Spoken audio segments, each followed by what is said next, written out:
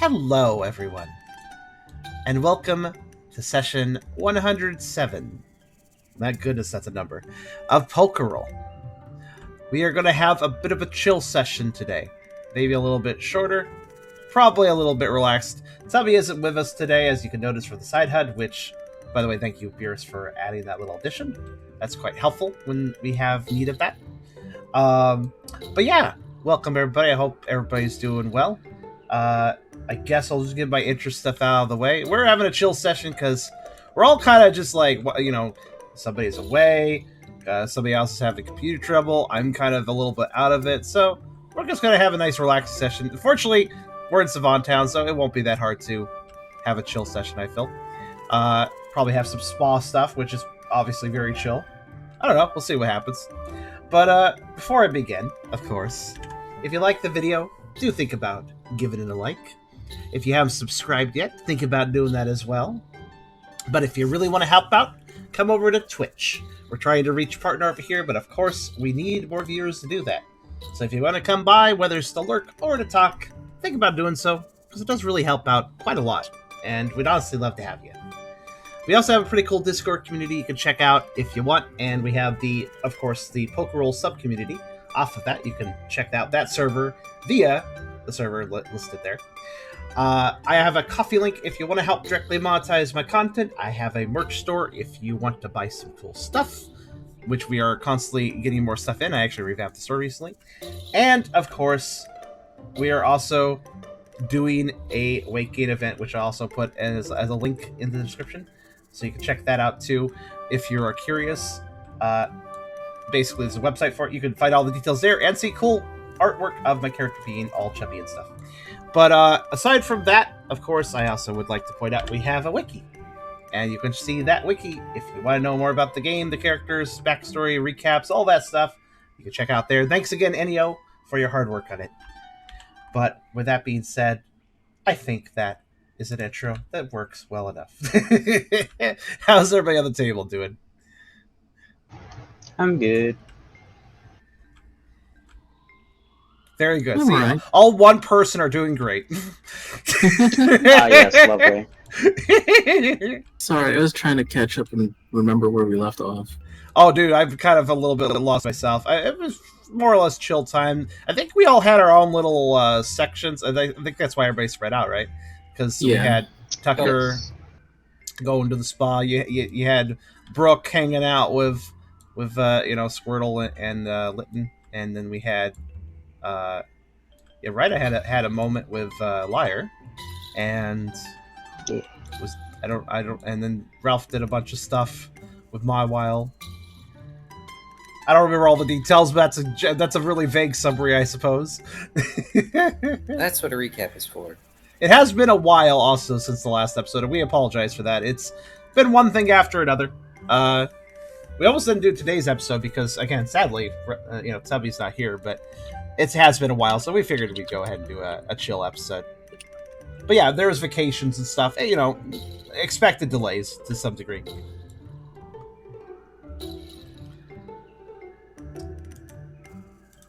And, as usual, all praise to Ennio, because they did a summary of last session, even though they were on vacation. Yeah, they said they weren't going to because they were on vacation, then they did it anyways. I was like, dude, you don't have to. we tried to encourage them to not, but, they did anyway, which I'm grateful for. Oh, I guess I should also say on the video, for the record, my audio will be a little bit different because I've actually turned on a noise suppression. My voice probably sounds pretty much the same to anybody who's not paying super duper close attention. But I have basically removed my background AC noise entirely thanks to doing this. I'd like to ask, though, for anybody to leave a comment if my Tucker voice sounds weird or something under this new filter, because I haven't really used it under the filter. So let me know if it sounds weird, but it'll probably sound fine.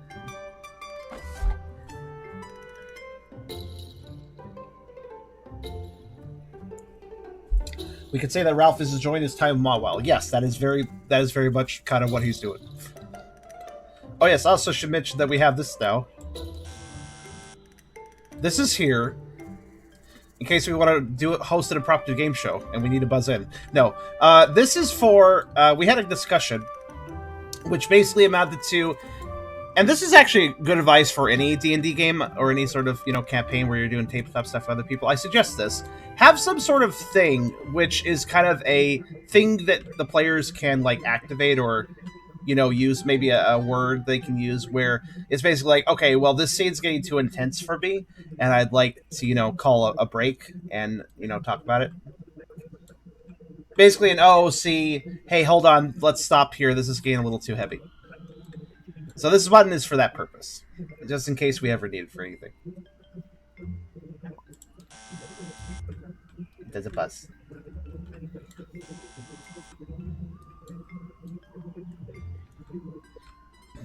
And so hey Car, should I do the recap? Should I do the recap for you? Just wondering. I'm sorry. I was waiting for things to finish. I was waiting for you. Normally you would chime in a little more than this. Sorry, I'm being quiet, I guess. It's okay. But yeah, I'm ready for a recap anytime you guys are. Again, I really can't remember what happened last session. This is why recaps are important. What does that sound? I was just talking about what the sound was. Okay, it's the buzzer. It's the, hey, we need a break from this scene buzzer in case everybody, needs an OC break. I don't believe they're talking about the buzzer noise. Oh. Yeah. Oh, that sound. Oh, yeah, I just noticed it. It's coming from Kyrio's mic. It's a mysterious sound. I don't notice anything. Yeah, I can't hear anything. And now it's it's gone now. Okay. Alright. Like I said, because I have a thing on the side of my screen that shows when, like, it lights up the icons when people are talking, and Kyrio's was on the whole time. Speaking of that, why is the Discord overlay not working? Huh. Oh well. In any case, recap. Yes. Following the end of their meal, Team Cheer makes their way up to the second floor of the Pioneering Club to report to Pangoro. As they approach his office, they can see the usual group of child terrors piling on some unknown bug-type Pokemon, with the exception of Larvitar, because Larvitar are heavy. This sight reminds Tucker about his plans to renovate a room in their base to turn into a daycare. However, other matters are of higher priority at the moment. Pangoro lets the team into his office to hear the report, grumbling about what could have possibly happened this time, deciding not to say the most Deciding not to say the most grumble-worthy comments first. Brooke begins the report by introducing Ryder and informing him of their plan to join the team. Pangoro takes out some paperwork to hand to Ryder to sign, followed by a guild badge after said paperwork was signed. Brooke briefly recounts the journey to the library, explaining how they encountered Lyre and adding that if they want to know more about Lyre, Florence would likely be someone who knows more details. However, Pangoro just sighs and says that ultimately, if Lyre isn't joining Team Cheer, their origins don't matter. Likely partly so he doesn't feel obligated to try and force details out of Florence.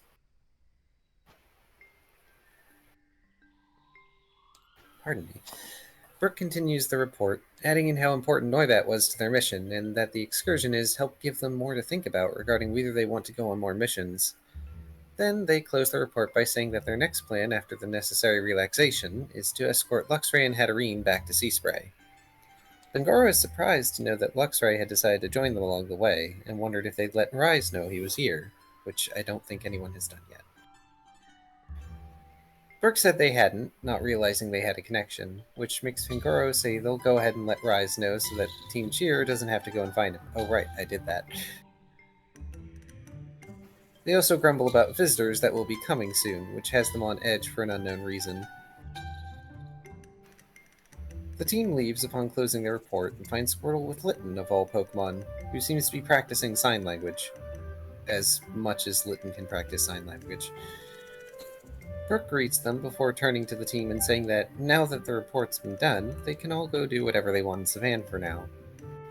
Ralph leaves to go see Mawile with Lyre and Ryder, who is curious to meet Mawile, as well as speak with Ralph and Mawile words again regarding intellectual topics. Squirtle lets Brooke know that Blaze was looking for him, so Brooke leaves with Squirtle following after him. Lastly, Tucker decides to go to the spa and check on Puppy.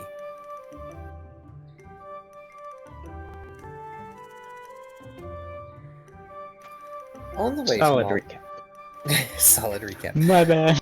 No, you're fine. I needed a pause. On the way to Mawile's home, Ralph gives Lyre and Ryder a tour of Savantown, telling him of his experiences at the post office as they pass by it and see signs of more holes having been blown through the door while they were away. Spoiler alert, it's Mawile's fault. The three soon arrive at Mawile's home, who, after making necessary introductions, immediately takes interest in Lyre, wondering about their physique and coloration, which seems different from ordinary Sawsbuck. Ralph informs her of how they freed Lyre from Eternatus, which immediately catches her off guard, and, after recomposing herself, she invites them inside for tea.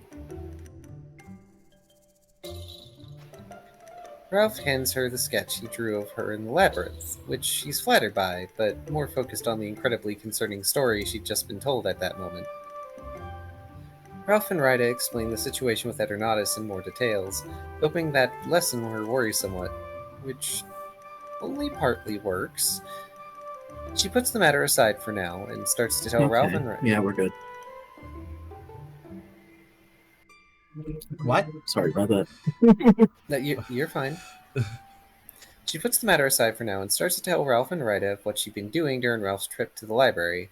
She informs them of her progress in researching the ball toy in Cladle's cairn, explaining that she managed to activate it for a few seconds before launching a hyper beam through the post office door and shutting it down again.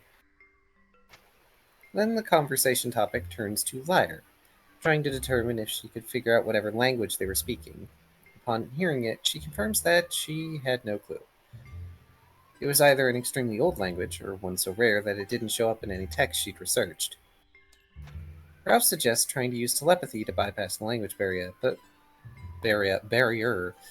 but Ryder explains that, unfortunately, one needs to be a really skilled telepath to be able to understand someone's thoughts beyond intent if they're thinking a language you don't know. Ralph suggests that she could ask Florence about the language, or about Lyre, which piques her curiosity. But she knows from experience with him that prying information from him might be more difficult than Ralph believes. Mawile, realizing that Lyre can at least understand them, asks Lyre if they are affiliated with some sort of legendary Pokemon, and, upon seeing them nod, tries to determine which legendary it was for a potential clue. After locating a book of legendary Pokemon, Mawile shows the book to Ryder to attempt to project various legendaries so Lyre can answer which one they're connected to. Through this method, they confirm that Lyre is connected to Xerneas, which is at least a step forward to determining more about Lyre. Putting the matter aside for now, focus turns to crafting, and Ryder presents Mawile with notes taken from the library to be able to craft the floaty cakes the Meowstic had.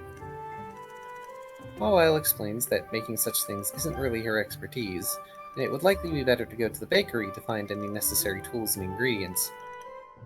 Ralph also announces his plans to try and produce a distillery in Savantown, which does pique Mawile's curiosity to an extent.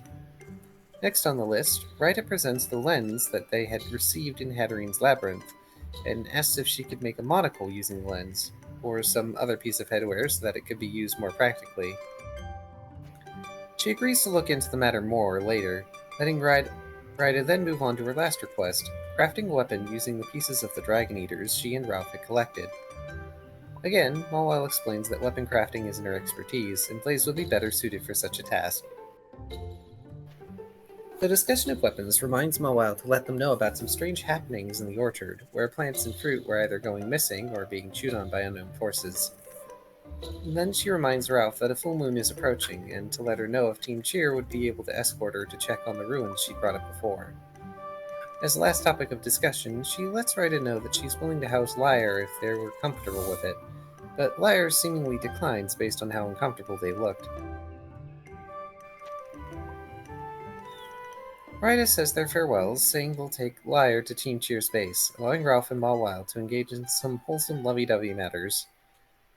Meanwhile, as Brooke makes their way to see Blaze, Squirrel climbs onto his shoulder, as well as Lytton, who tagged along without being invited, sorry.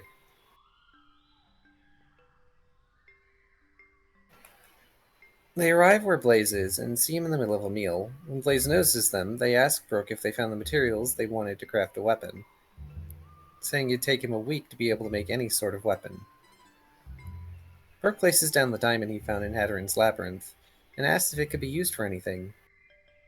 Blaze explains that, after inspecting the diamond, that it seems like it would be able to have energy stored into it to allow it to be used as a move gem, preferably normal-type moves.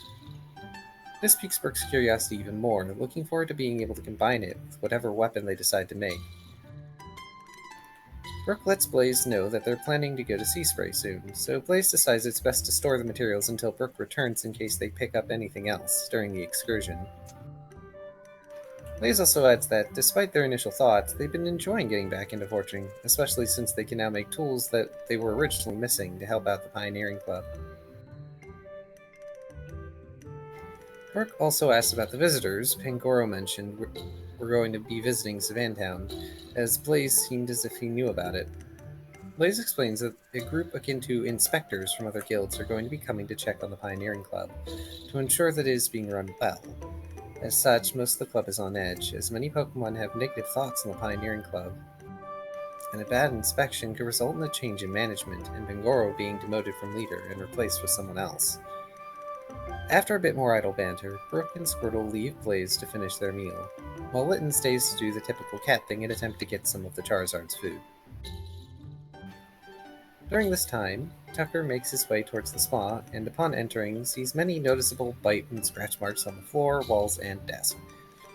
Miltank greets them, unfazed by the scene around them, and directs Tucker towards Crocodile, smiling as he plays tug-of-war with Puppy, who was on his lap.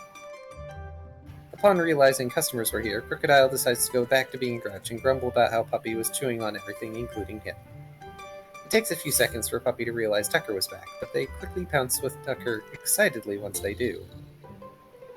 Tucker says that the couple can have a break from taking care of Puppy, and he'll take over being Puppy's guardian again while he's back.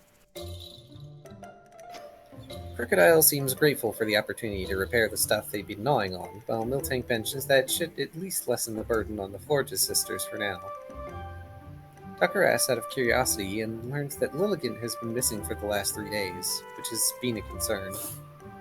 As of now, they have no idea where she could have gone, so they can't exactly do much about it.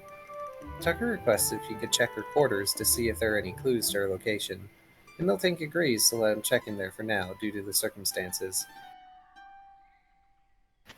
Crocodile directs Tucker to Lilligant's room, allowing the Poochyena to examine it.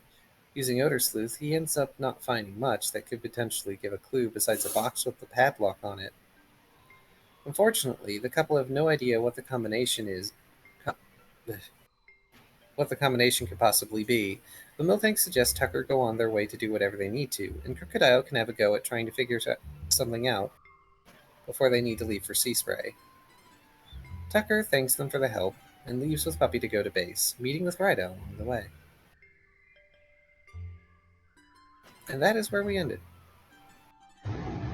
So, a little correction I'd like to make about the alchemy notes. They were, you had said they were for the floaty cakes, but they were actually originally for the transmutation potion thing.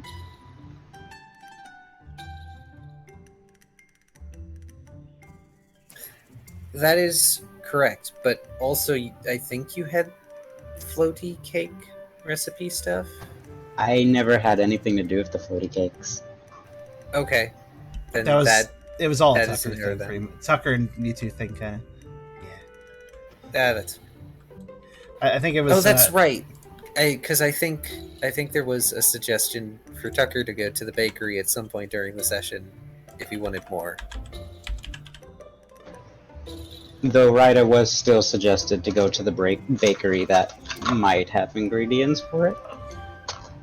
I actually forgot the conversation bit about making more. I figured more would have to be gotten from Mewtwo, considering he kind of... I don't even know if he properly cooked them or conjured them, to be honest with you, but... Nobody knows. probably have some way of creating it. It's not the craziest effect.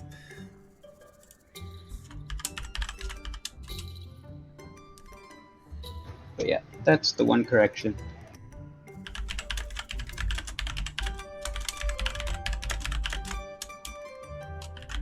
That's fair. That was in the recap itself, right? So, if Enio, could you maybe touch that up later? Not a huge deal, but. Oh, well, okay, good night. Never mind. Bad time for me. Rest, Enio. Yeah, I'm not too worried about it. Though, actually, Hydra, you have access. You can edit these too, right? Edit what?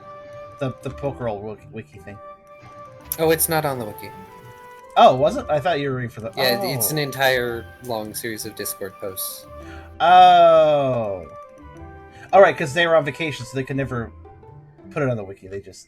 Right, I remember now. It's not on the wiki. You're right. Gonna do that now before I sleep. Oh, it's okay. You don't have to do that now, unless you got the time for it. But you have a good sleep. It's not the end of the world. Yeah, it's not. It's fine.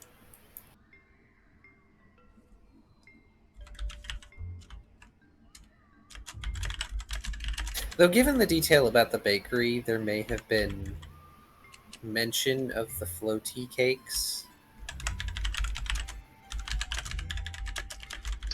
We'll have to review the tapes. I think what it was it might have been a misremembering where you had thought the alchemy notes were for the floaty cakes originally, so you told me bakery. Oh, I do remember you saying bakery, because I have it written down in my notes.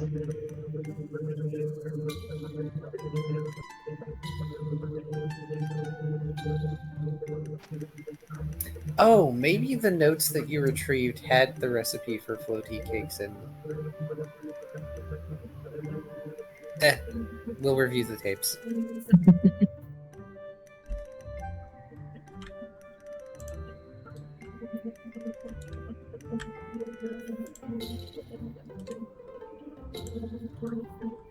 So I fear, Kyrio, that your weird audio noise that was pointed out earlier is back. Oh, it does Is exist. I assume it's the same one as before. I don't know. I think it's background noise, but I don't know if it's background noise. It's a wobbly noise. Is that the Roomba? Actually, you know what it makes me think of? Like when you have audio jack sitting on metal and it creates a feedback situation. Huh. Kind of makes me think of that. Is it still there? And now it's gone. What did you do? I turned off my fan. Oh, that's a weird noise for a fan. That was going to be my second guess. It sounded more like some sort of voltage thing. What the hell? It's probably being noise canceled, but it can't get all of it. That's fair. Okay. Oh no, It's for a while. It's fine, man. It's fine. You could. You do the noise cancellation thing I have turned on. Yeah. Yeah, don't worry about it. Just don't kill yourself with heat. Yeah. All right, I think we're all a little bit out of it in our own different ways, and we're down the person who is the most talkative, which I have to say, it is a little hard to play without Tubby, because he really brings a lot of life to the session. That being said... The other thing to note is that we've basically completed Tubby's segment of Savannah. We have. It's not like he's really required here, but he's just helpful to have around for energy. But It's true. He is very energy and good vibes. So let's see here. Let's see. So everybody was kind of completing, more or less everybody was completing their own little sections of things. But did anybody in any of these little groups not complete their sort of little tasks they were doing, or did everybody complete their tasks? If I remember correctly, Tucker still had something to do with Rise. That's true. That was being saved specifically for next session, actually, because it's going to probably be a big thing. Tucker wanted to talk about the eye thing, and Rise did make note of it last time. It wasn't last time. It was the time before that. Yeah. Yeah. It was noted as a... Yeah, I think Rise actually was the one to bring up. We'll talk about it later. So I'll put these two away. If I recall correctly, Tucker is indeed having his little puppy tote. So puppy is with him now, if I recall correctly. So... Set that up with Ryder. I noticed you moved them over. Yeah, because they all went back to the base, didn't they? Did they? I remember that. Right. I know Tucker... I know they met up at some point. I think it was the base. I'm trying to remember if Tucker was going to go... I think Tucker was going to go back to base first, probably, yeah. Yeah. I believe I mentioned at some point that it was starting to get late. Mm-hmm. Oh, yeah, you did. So, yeah, probably save the talk for the next day, then. And I believe Brooke was the first one to finish their thing. Yes. So they went back to base first. And Brooke talked with Blaze about the... Fuck, I forgot the word. Their weapon. Yeah, The forge, basically. Yeah. about improving it. Or Yeah. yeah, and You got information about the inspectors coming and something weird happening in the orchard. I think that was it. that's right. And the orchard was something that Tucker also learned about it. I don't know if Ryder did. I think Ryder did too. It was kind of like shared around that. Yeah, I think Yeah. everyone got tidbits. yeah. Of what was Everyone going got on. tidbits to some extent. It got to the point where it's like, I'm just going to let you know that weird stuff is going on in the orchard because we've already repeated this twice.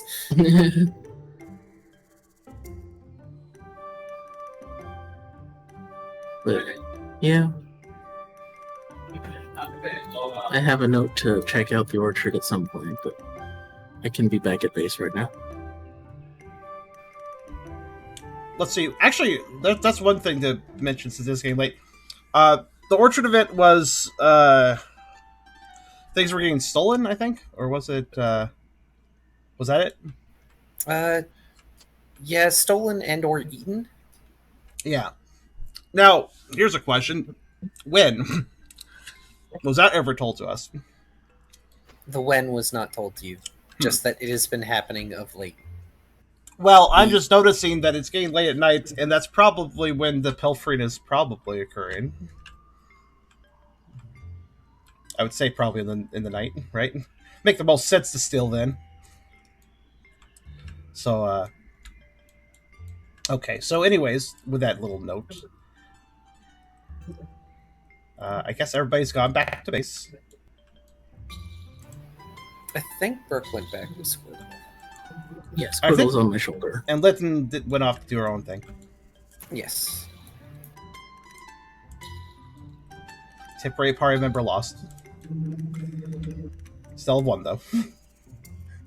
Temporary party member all of 5 minutes. Just like a proper Final Fantasy game. Funny how we all have a companion, if you look at it. Yeah. That's true. Well, But, let's see. Who gets back to base first, I guess is the big question. Brooke went back first. Their thing was just an amount of conversation. Much less conversation than Ralph and Mawile's.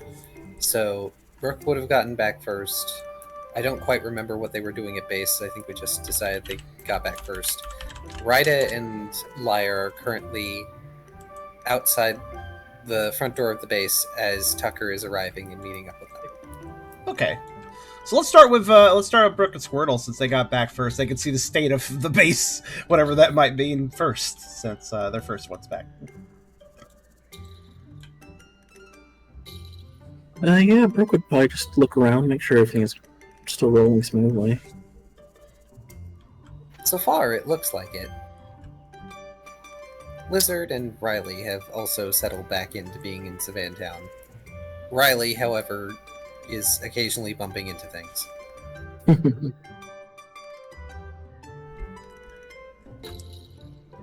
They may or may not be having Poff and Laddie on their shoulders as he's seeing eye bugs. Bug and lily pad. Are there any more small Pokemon that have been adopted by Riley? Not that you can see. Roll a dice to find out how many.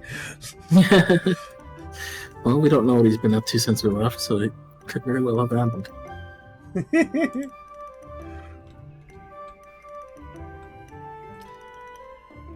Rolls Doom Die, rolls a 1. There's a tiny Salandit that was never there before. Oh. Here's a We thought. found an egg. Here's a thought. How's the sapling doing? Oh yeah, our bushes. Yes, your bushes, your lumberries. I don't remember how many we have, but it says sapling. Just the one. So. Yeah, just the one lumberry sapling. Gosh, that was a while ago. In fact, that was very much a while ago. That's why I bring it up. Plants take time to grow, but it's been time, so. Also, I assume these items above the base are at the base. Yes. Okay. Oh yeah, these were given to Blaze. Yeah, they're the Oh. forge. Yeah, okay, so they were donated over to Blaze for the... Got it. You now have a lumberry tree. Nice. Yay! Or bush, or whatever you want to call it. I'm just gonna call it a tree. Also, I think there are... I mean, they're basically trees in the games. It has not yet borne fruit. It's also looking a little dry. Brooke will water it then. Squirtle tries to help Brooke water the garden.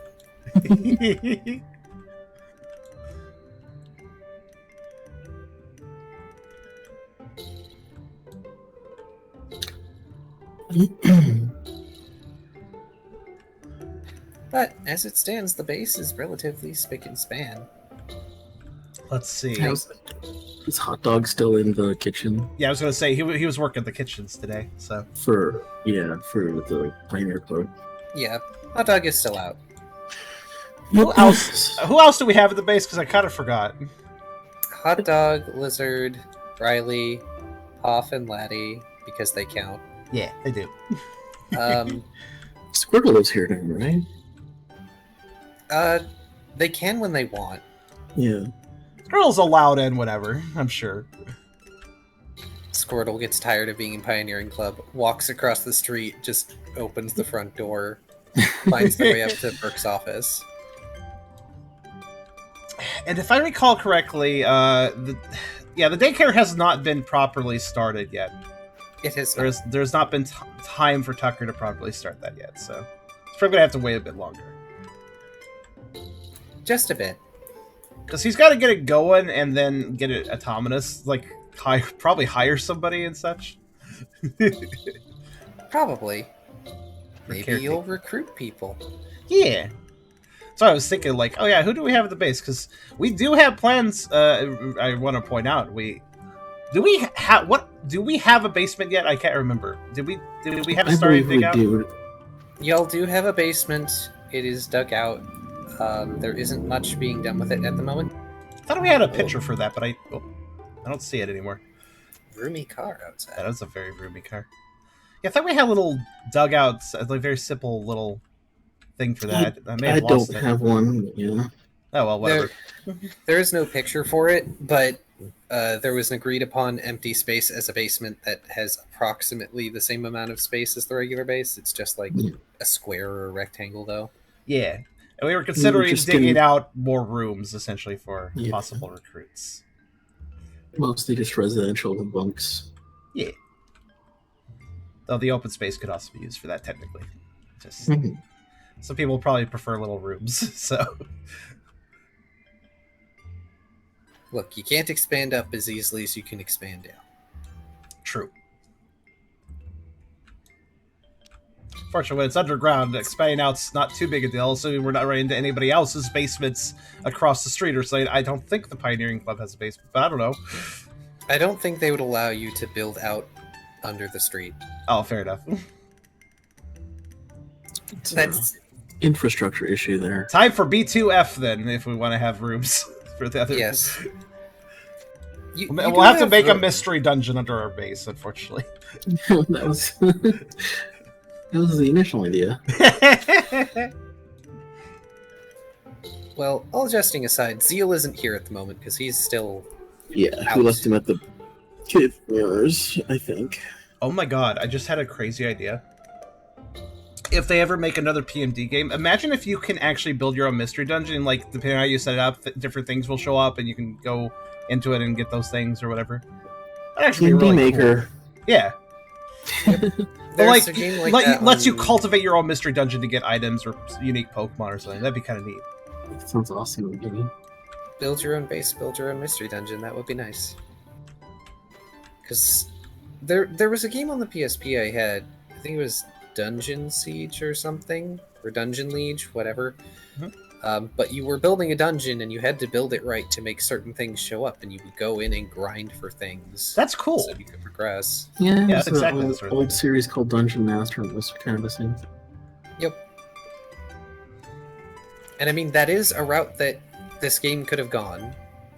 Sorry for the tangent, everyone, but that is a route this game could have gone. Like, if y'all had wanted to just completely ignore being pioneers, although I wasn't as good a storyteller back then as I am now, it is now possible. Just make your own lair and do other things. Also, don't apologize for the tangent. Technically, it's my tangent. It just sounded way too cool. I had to share it. I was just like, that seems like such a a good way of making, like, if they do make another PMD game, that would be a great, like, new mechanic, I think, as an idea. If they do that, they owe me royalties at that point, because I put it on a video. Sure. Alright, I'm gonna go check my food. Y'all can openly roleplay as you like, especially since Tucker and Ryder should be in the same vicinity. Sure. As I wave my hands, pretending I'm being professional and not eating. Sure. I think we can keep going while you're getting your food. Go get your food. Also, hey, Lucius. How you doing today? Hello, one of the winners of the last weight gain drive picture. Sketch is being worked on today, by the way. But, yeah, so I guess Ryder with Liar will probably run into Tucker and Puppy along the way back to base. Indeed.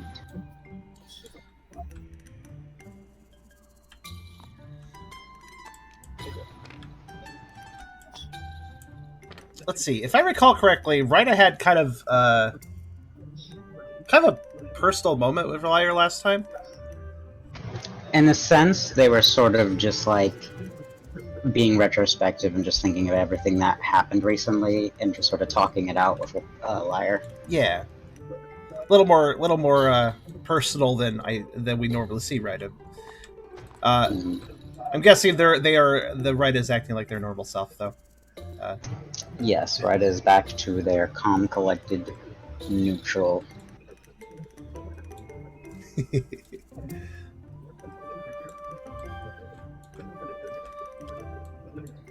Well, Tucker with Puppy and a little sling on his side will do a little wave towards the other two as he sees them. Oh, hey, where were you guys? I hope you guys had a decent day out. Ryder gives a little wave back. Yes, we went to Mawile's, and then on our way here we had a little chat. What was your excursion like? Tucker kind of mulls that one over in his head. Well, he kind of does a little jostle of his side. Puppy popping his head out of the sling, the little hammock sling thing. Well, I picked up Puppy at the spa, but it's Lilligan, right? Names are hard. Yes. I believe so. Yes. It seems like Lilligan is missing, and has been for. I think it was like a week. I thought it was a few days. Was it a few days? Yeah, a few days. Just long enough to be concerning, but not long enough to be alarming. Right. 3 days. 3 days. Now, Tucker relates the news to Ryder, and also explains how he did actually poke into Lilligant's room and found that box, which seems to be whatever they last interacted with. He just kind of shares everything he found out. What? Yes, little Gint. Ryder knows exactly who that is. Oh no, Tucker will also explain who that is, and that they actually helped escort them on a mission before, and that they're just generally a very nice person. Yeah. That worked Do you at the trust swamp. that they will be all right? Tucker thinks about that for a second. Well, I don't think they really have too good a combat ability. After all, we did have to escort them. So wherever they are, I hope it's somewhere safe. And if it isn't, well, I would like to help find them, if they're still gone by the time we get back again.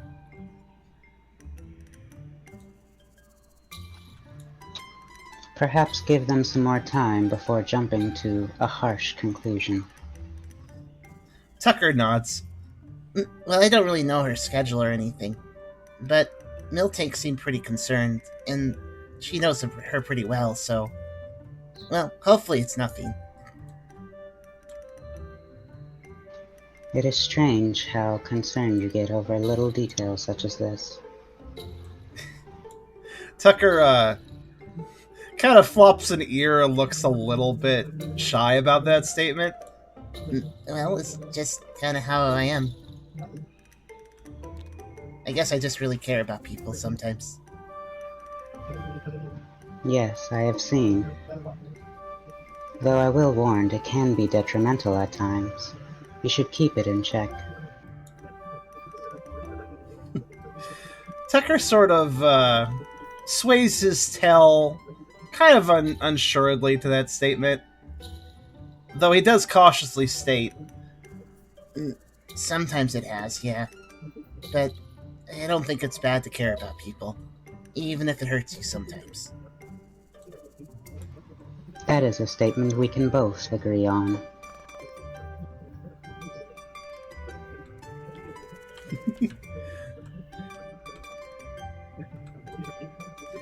With that, I think the group will probably enter the base, if they haven't already during the conversation. Yeah. You enter, and you are treated to the sight of Riley getting directed into a support beam by Poff and Laddie. I see they're doing shenanigans. Very good. The newly evolved Lucario continues to grumble at them. Brooke is just watching from the front desk, not really saying anything. Brooks just Ryder being just receptionist. looks and tilts their head, kind of confused. Brooke, are you seriously gonna stand there and let them direct me into stuff? Last time I told you where to go, you yelled at me. It's not my fault the door was closed. You get the intense feeling he's squinting behind that blindfold. And Riley gets the intense feeling that Brooke is grinning at him.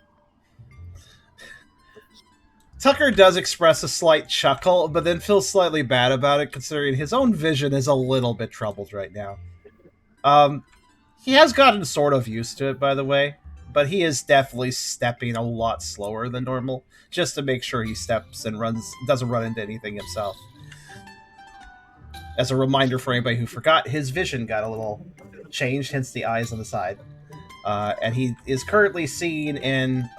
It's hard to put it in a single word, but it's sort of like his normal vision is gone, and he's seeing things based on kind of light and dark extremes, I guess is the best way to put it. That is correct. And unfortunately, the Team Cheer base doesn't look quite as colorful and homey to you, given the shift in hues thanks to your current vision. Aw, the coziness has been reduced.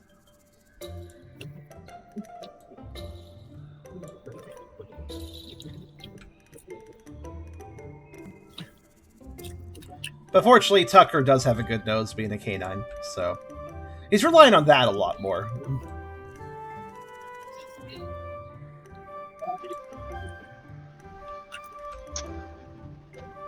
Yeah, I'm gonna ask it. So, Ryder's gonna look over to Tucker and just sort of look at Puppy and ask, "Is that your, Pucciana?"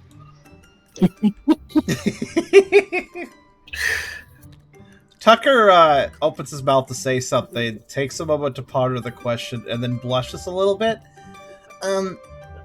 Sort of. I mean, he's not mine directly. He kind of awkwardly expresses. He was an egg. Well, they were an egg we found in a box, and I helped hatch it. I see. Taking care of a wild Pokemon, then. Tucker kind of smiles a little bit and expresses, Well, I don't think Puppy is wild per se. Well, I guess Puppy is whatever Puppy wants to be when they grow up. But yeah, we don't know where they came from, really. let's see, wasn't that the egg that was in a box that was in Salazzle's stash? Yep. Yeah. Yep. Tucker will probably regale Ryder a little bit about that.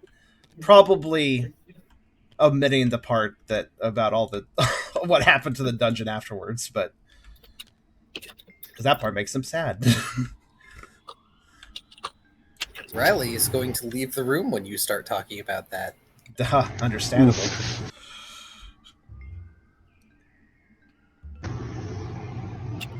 It's almost like Riley needs the buzzer. Aww. Aw.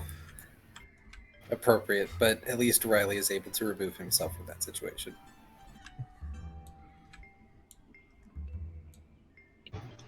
Do you intend to find its true parents? Well, Oh, go ahead. he was in stasis for a while, so we have no real way of knowing. Tucker actually reaches back and nips the nape of Puppy's scruff to pull the wriggly little pup out for Ryder to see better. And kind of muffledly around the nape of the neck that he's clutching, says, Yeah, I think they're kind of an older type of Pucciana. We don't know how old the egg actually was, but it was probably really old. You can see. And Tucker kind of points out that, and if for anybody not aware, I think I have the picture. Yeah, I have the picture over here. For anybody not aware, this is what Puppy looks like. They have very much a more, like, wild and sort of unusual design with the longer teeth and just the general, shape of the body. It looks like a more prehistory sort of Pucciana. Ryder looks over Puppy very intently. How strange. Ryder Well. gets booped on the face by Puppy Paw. I must ask you please refrain from doing such action. Tucker kind of perks his ears up. Puppy's not very good at following instructions. At least not yet. That is unsurprising considering how young they appear to be.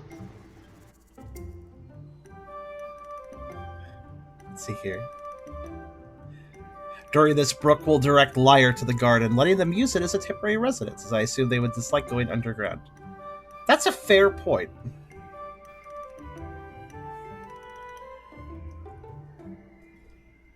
We can set up a tent for if they need one. There's also some space around the first floor if they just want to, put a blanket down or something. Mm-hmm. But given they rather enjoy the sky and stars, I imagine they wouldn't mind sleeping outside.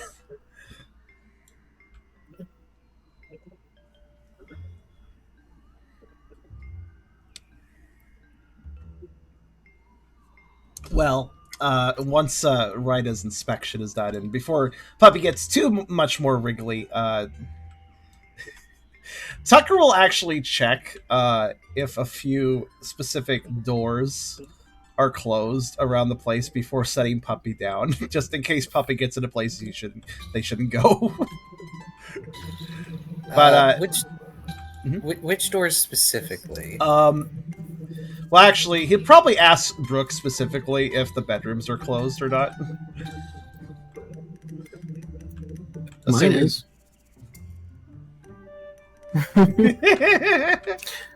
That's all he offers.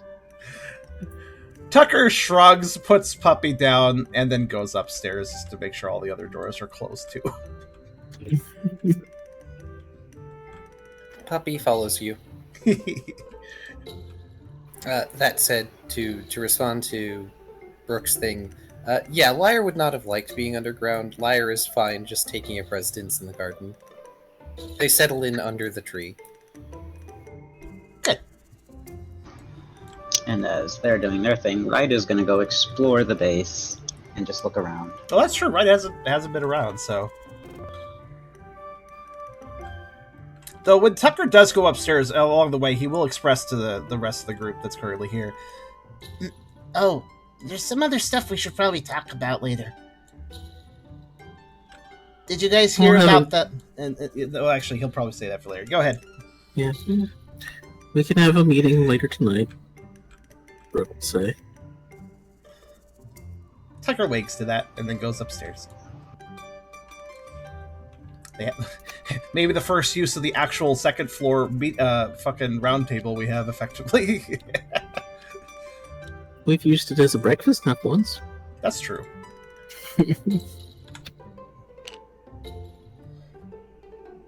We don't have a Ryder room right now. No, That's you don't. true. We can give her Ralph's room, who is usually staying at Mawile's. That actually is a fair point. Honestly, Ryder would probably try and, well, currently stay with Lyre, but future, I don't know. Okay. They can share a tent. Lyre is not... Sorry, go ahead. I was going to say Lyre is not that big, actually, especially for a deerling. Or, Salzbeck could be. Well, also, do y'all even have a tent? Not that I last checked. Buy one? It's true. You all have plenty of money to buy one. It probably would not be that expensive. Nor would it be hard to find. Ryder's broke. Just never had a paycheck before. Guess we're Ryder's never needed a paycheck before. I guess was the library just here have food, here have this. Is that how the library works economy wise? Basic needs were met. Oh, fair. Ryder, money? What's that? Never heard of it. Yeah. Ryder's not that sheltered. Would be funny Money though. can be exchanged for goods and services. Actually, now that I think about it, the daycare space could be used as a temporary room as well, if ever needed. If Sure. Personal space be needs. It's not being used for anything right now, so.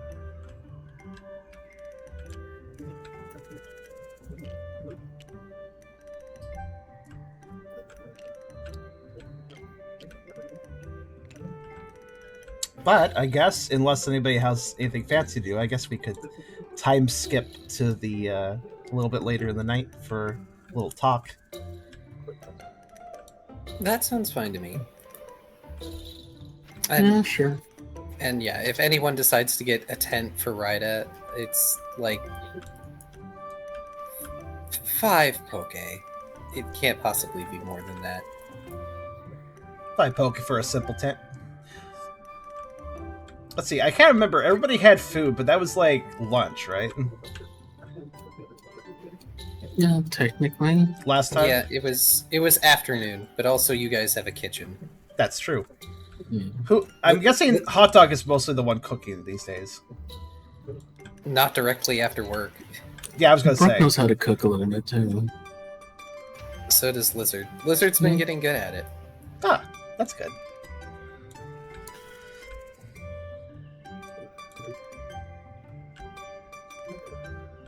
Only have a poison type cook food for you if you really trust them, though. Rule of thumb. Lizard's not gonna try and poison all of you. I know, we really trust Lizard, but I'm just saying, like, I'm just thinking about, like, yeah, that's a situation where you'd only want them preparing food if you actually trusted them.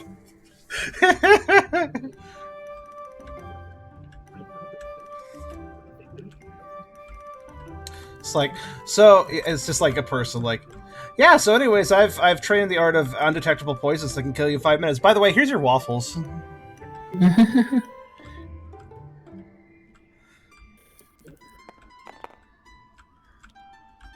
Ooh, It's roll. pretty good tonight.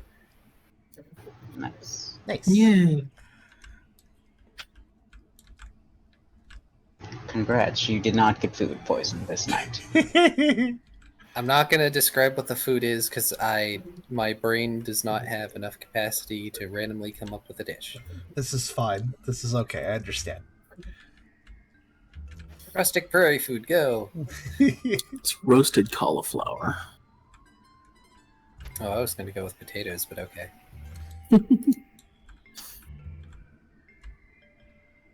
I want Tucker to have some cookie time at some point. Not yet, but I'm just thinking about it. Like, Tucker actually does want to have that as a side skill.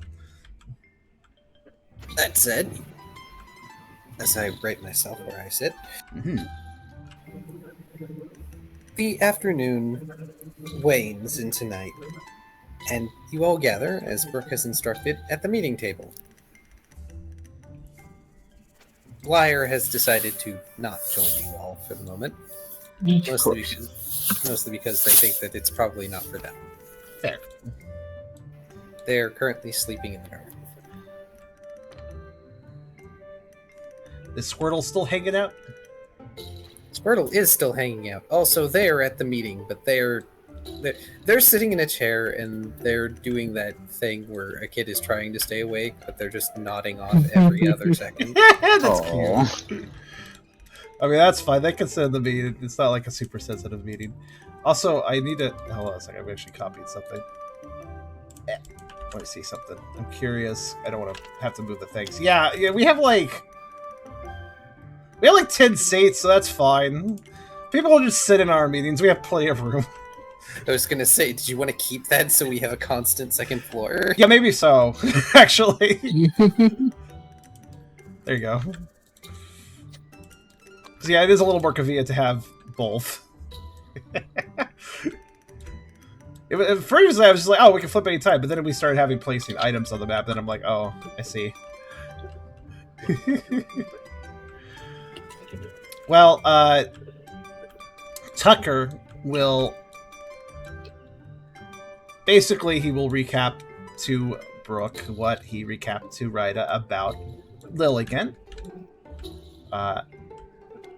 And indeed share his thoughts that maybe they should do something about that if next time they come back nothing's... if she's still gone, then.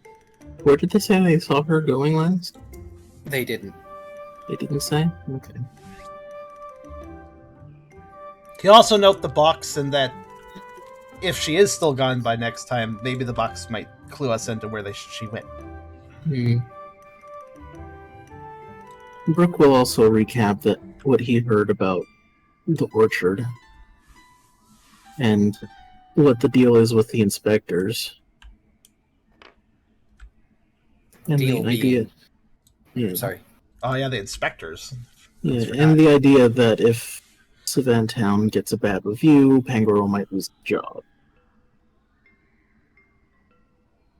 Tucker seems unsettled by this, and I don't. He wasn't. Was he there for the inspector thing? He was. I don't. No. It was just Brooke, right? It was Brooke and Ralph, Brooke and Ralph. I think. Okay. Because we both went up there to debrief him. Mm-hmm. Everybody went to the debriefing, but Blaze is the one who directly talked about the inspectors. Right. Yeah. Yes. It wasn't Pangoro that brought it up. So Yeah. technically, Squirtle and Litton know about this. Okay. Mm-hmm. Tucker will comment on the inspection thing. Oh, jeez, I didn't know that's how that even worked. I don't even know if Savantown's doing that well. I hope everything goes okay. Me too. I don't really see a lot we can do about it, though. No, not unless we can kind of make the town more profitable or busy or something. But that sounds a little outside of what we can do.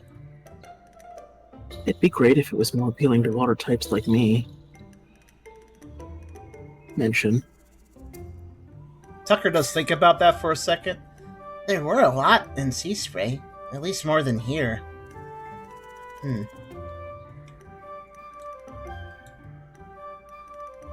kind of drifts off into his thoughts at that point and trails off.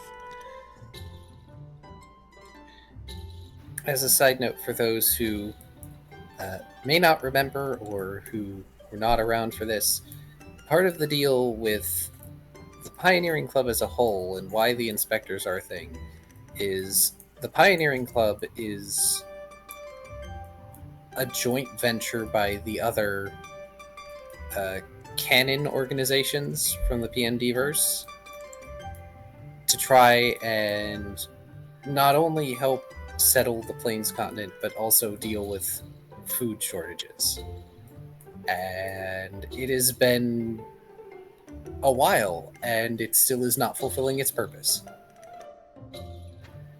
Or rather, Savantown is not fulfilling the purpose that it was founded for.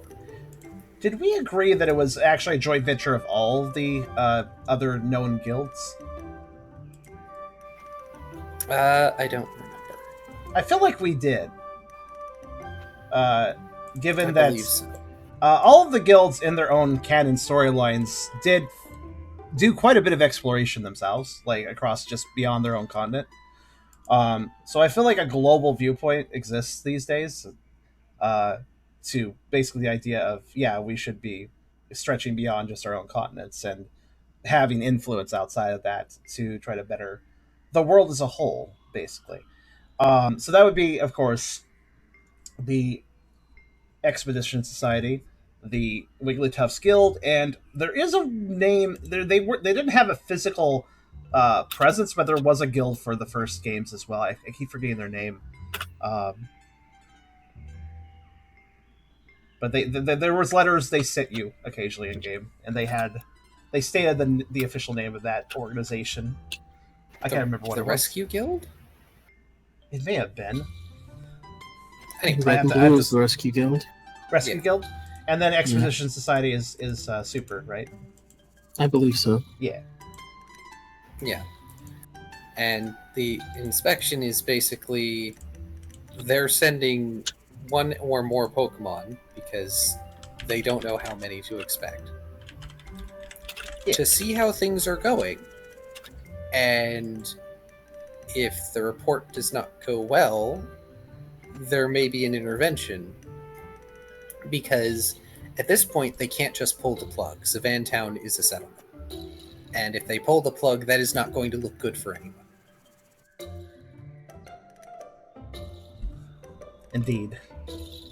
And we would assume by this too that quite a bit has been invested by the other guilds into this project, basically. Correct. And I believe I explained it to y'all previously, but yeah, part of the idea was that they were supposed to have sent water types. It's just they aren't in Savantown. They're staying by Sea Spray, which does not have much in the way of arable land. Mm-hmm. Sea Spray is a nice environment for water types, but it's not a productive environment to make use of the Plains continent. Correct.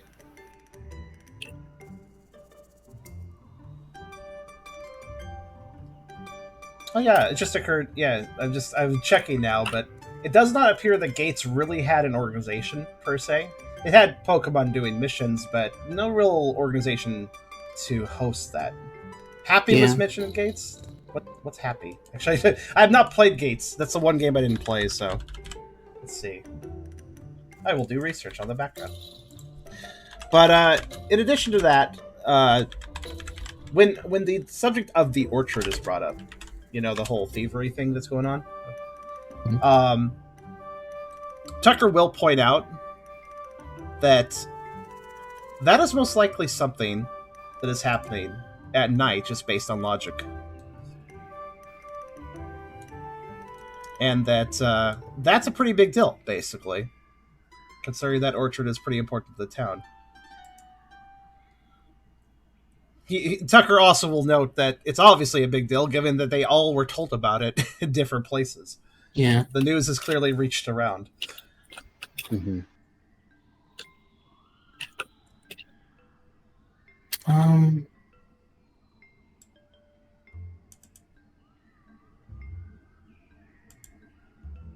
Let me type something out. Oh my god. Okay, so I just looked it up. Yeah, happy. So, helping adventurous Pokemon prosper is institute. What a word combination. Prosper Institute sounds like a fucking pyramid scheme or something. Kinda does.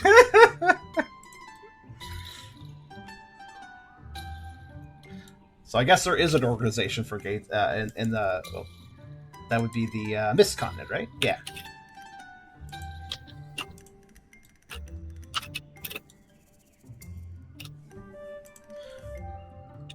But anyways, what was Brooke saying? I'm just typing it out real quick. Okay. Least we can do is check it out, because we have our own personal mission in Seaspray still, though. So hopefully we can deal with it quickly. Tucker definitely nods that. Oh, actually, wait. Where is... I just realized we didn't account for somebody. Hatterene. Yeah, where are they? They stayed out of town. Oh, that's right. I wonder where they stayed. They're in the base. Oh, yeah. See, that's why I thought. I thought they went to the base. That's why I was like... The thing is, I didn't mention this before because it was the previous session to the previous session, but they went around the fence outside, hovered over the fence right behind your base, and then went into your base. I see. They're just avoiding everybody. They avoided any sort of public interaction before hitting the base, basically. You all have not seen them. Okay. They've sequestered. Probably downstairs, then, in the basement. They might have bunkered down in like their own sort of room like they did before. Oh, that's true. Maybe that's what they're doing. There's just a corner in your basement that's darker than the others and emanating spooky kanji JoJo lines. Everyone avoids it like the plague. I think we could all assume that she'll appear when she's needed. Yeah, we haven't seen her, but we kind of have an idea of where she could be, basically. Tucker is fully aware that she is the sort... I mean, given what she is as a Pokemon, but also just what he's learned from her, that she wants space now and then, and needs it. So... Tucker will remark to what Brooke said. Yeah, I hope we can handle that quickly and, well, successfully. He kind of takes a moment, clearly thinking about Shaman. But he looks out one of the windows as it is getting dark. That being said, if there is somebody stealing from the orchard, it probably would be happening late at night. Should we maybe... Kind of implying they could check right now, actually. Like, do a little stakeout. But it would reduce how much sleep they get for the trip. By the way, during the interim breath, as Tucker waits on the implication, the nicest way I can put this is Squirtle ends up skull bashing the table and then waking up and rubbing the in her head.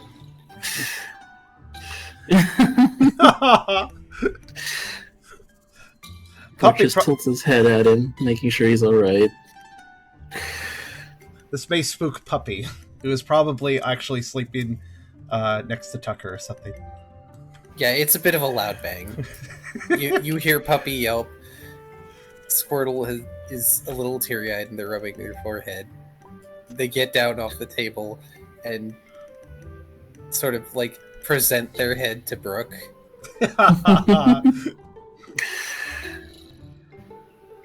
They sign back that they're okay. Okay. Brooke will pat them on the head. It doesn't tell them to seem go like... to sleep. Aww. It doesn't seem like the pat is what Squirtle wanted, but they accept it and they shuffle. like shuffle / totter off to Brooke's office to go. Oh. You hear a very brief splash. Okay, hit your Squirrel head on the wanted a water. kiss on the forehead. Yeah. Brooke is definitely not that nurturing.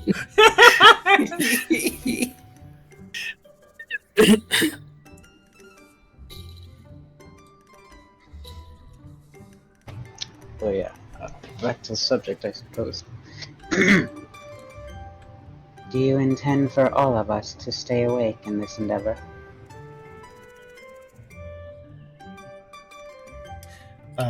Tucker will respond to that. Well, we got a big trip too, so it'd be good if we didn't all get no sleep. But at the same time, if whatever is taking the berries keeps doing that, that could really hurt the town. Tucker actually seems to be mulling this over quite a bit. Obviously, he's the sort to get over concerned, as Ryder noted earlier. I would be willing to volunteer.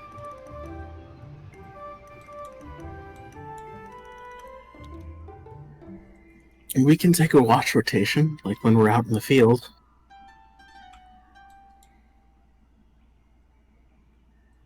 Tucker nods to that. That's what I was thinking. That way I think we can still get enough sleep, but, well, we could either figure out who's doing this, or at the very least, maybe prevent them from taking any more berries, at least this night. It's not a big deal. It's not much, but it helps a little bit.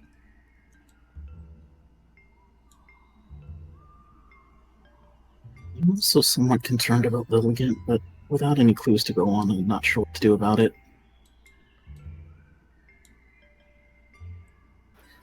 It should be noted that Lizard and Riley have poked their head out of their room.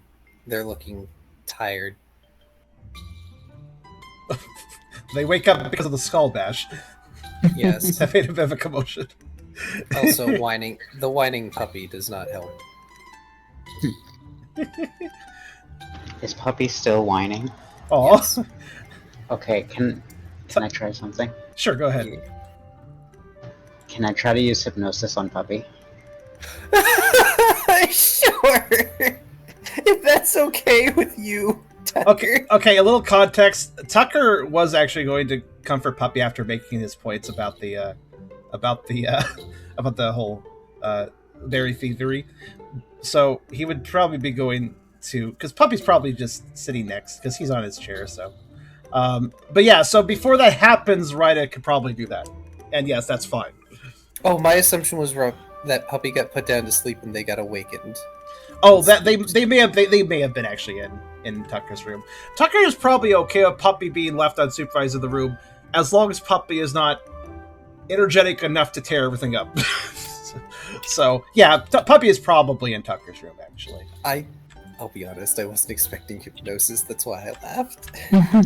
Right, it just goes in. So The Tucker's room about goes to silent excuse and himself. walks out.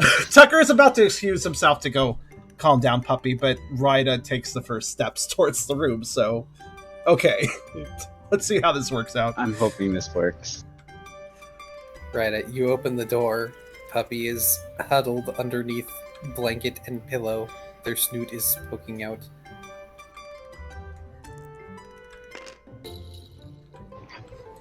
It worked. Oh, right, hypnosis is super low accuracy. So Tucker pauses as Ryder gets to the door of his room first, kind of confused what Ryder is doing.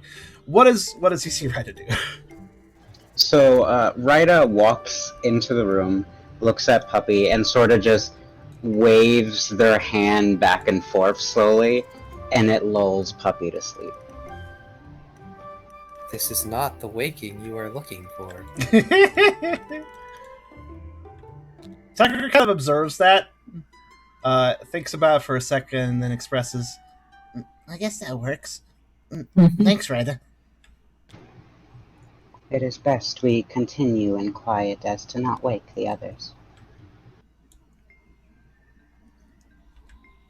Brooke waving apologetically at Lizard and Riley. I get it, sorry.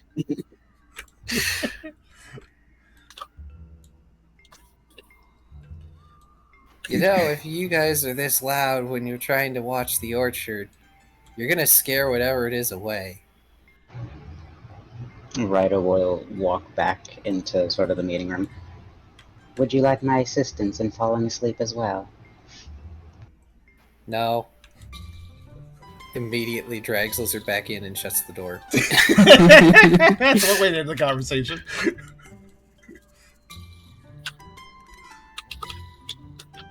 Riley doesn't want others messing with his mind. He has to deal with it enough as it is.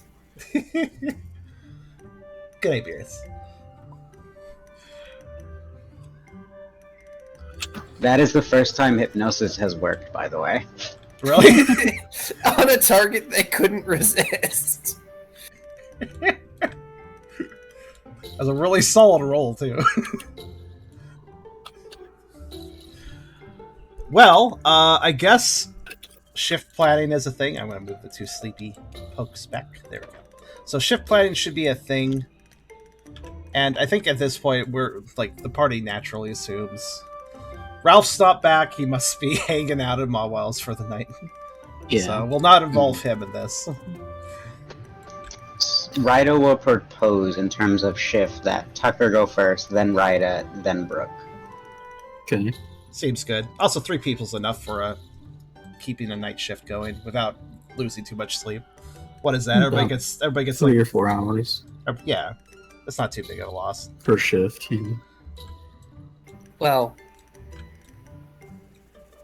given the time, yeah, that's about right. Because you would all be able to, depending on how long you keep your shifts, be able to get like 3 to 4 hours of sleep each. Mm-hmm. Actually, here's a question. When were we going to leave the next day? I assume it was the next day. We're not in a huge rush, but Tucker had one errand to do, and that was, of course, talk to Rise before they left. But otherwise... yeah. I was going to say, you guys didn't settle on when you had to leave either. Yeah, that's true. Yeah. So you may not even need to leave the next day, but... True. Mm-hmm. I just figure the more time we waste, the more we're inconveniencing Hatterene. True. I mean, they're getting live study data, it's fine. But at what cost? Oh,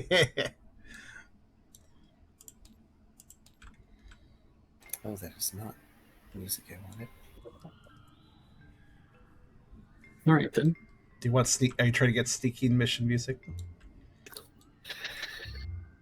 Dun, dun, dun, dun, dun, dun, dun, dun. Let's see here.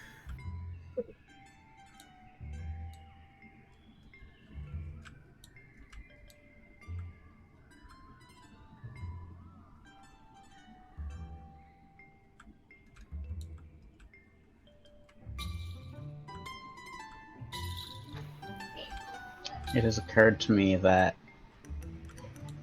perhaps... No, it wouldn't work. Never mind. I was thinking of how sometimes I can use the orb to essentially make some of my moves physical. And the thought was, what if I used it with hypnosis? Would it just be a concussive hit to the head? It's support moves, so Yeah, activating the touch. yeah. Actually, random question to Ryder. Or, well, Hydra. Did Tucker ever show you the Amethyst fractal shell? I don't believe so, no. Okay. I forget, did you gift that to No, he's the seamstress? not yet. Wait. Yeah, that was I meant to think be. theirs That away, was. but not- Yeah. Riley gave his half. That's true. There was 2 halves, so.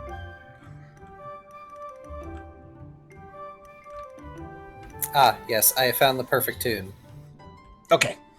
And also, I think Tucker will make a note of showing that later too, because he's probably like, oh yeah, hypnosis. That's what this could do too. Like, perhaps it would be useful for Ida in some way. Maybe. So, Events 1, number 33, for when you all are ready. 133. Okay. Let's see, which one is that?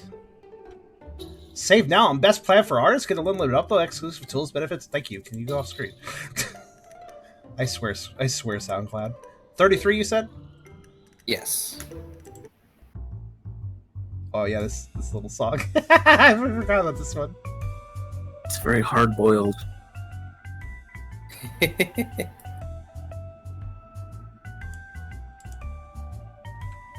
Half volume should be good on that one, I think. In any case, I didn't realize we had swapped back to the animated title card. Oh, I do that when I'm selecting songs so I don't spoiler some song names. Ah, okay. There we go. In any case, as you all switch back, when you three head to the orchard, as it is getting quite dark, you find that there is a guard already posted. Although they're currently doing their best to watch most of the orchard from the entrance.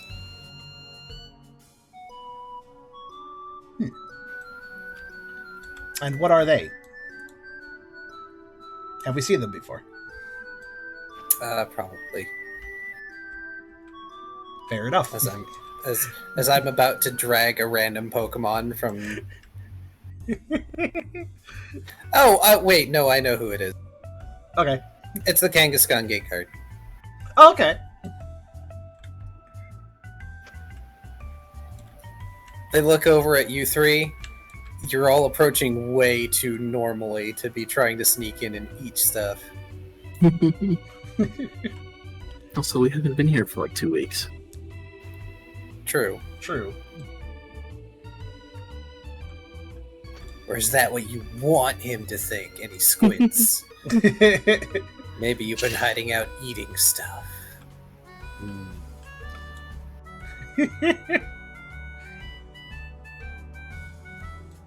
Brooke will wave a greeting to the Kangaskhan.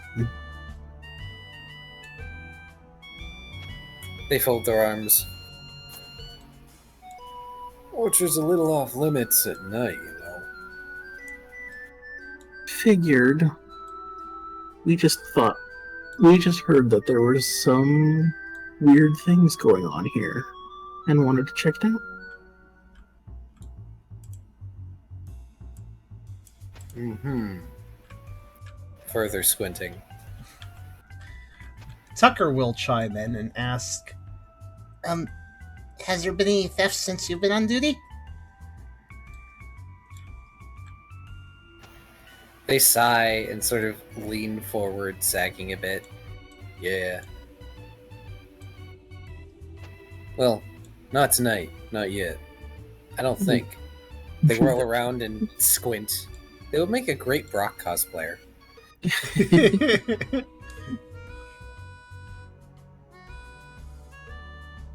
Tucker thinks about that for a second. So whoever they are, they can get around the guards. They could not be using the front entrance. Well, I mean, not a lot of us to guard.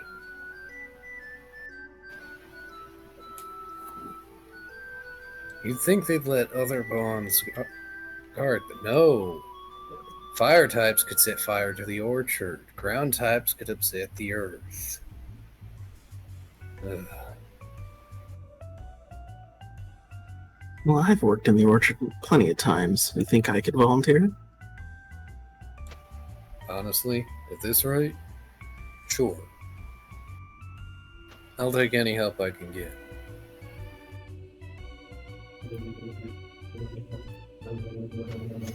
And they just sort of...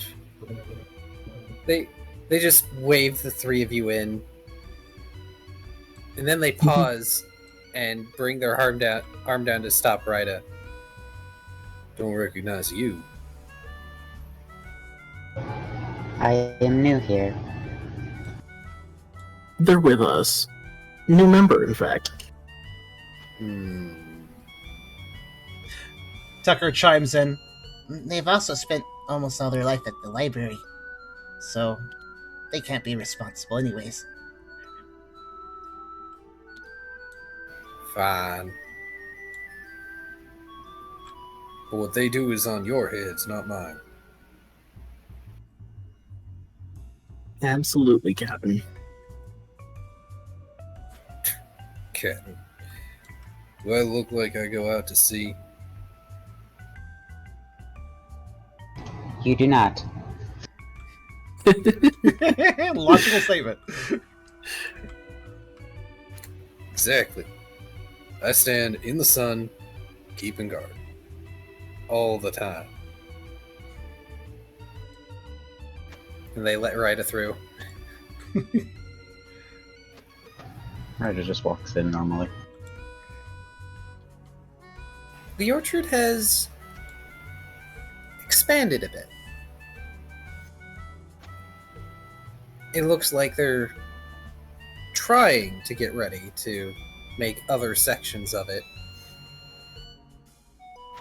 Although current events probably are what are preventing that from happening.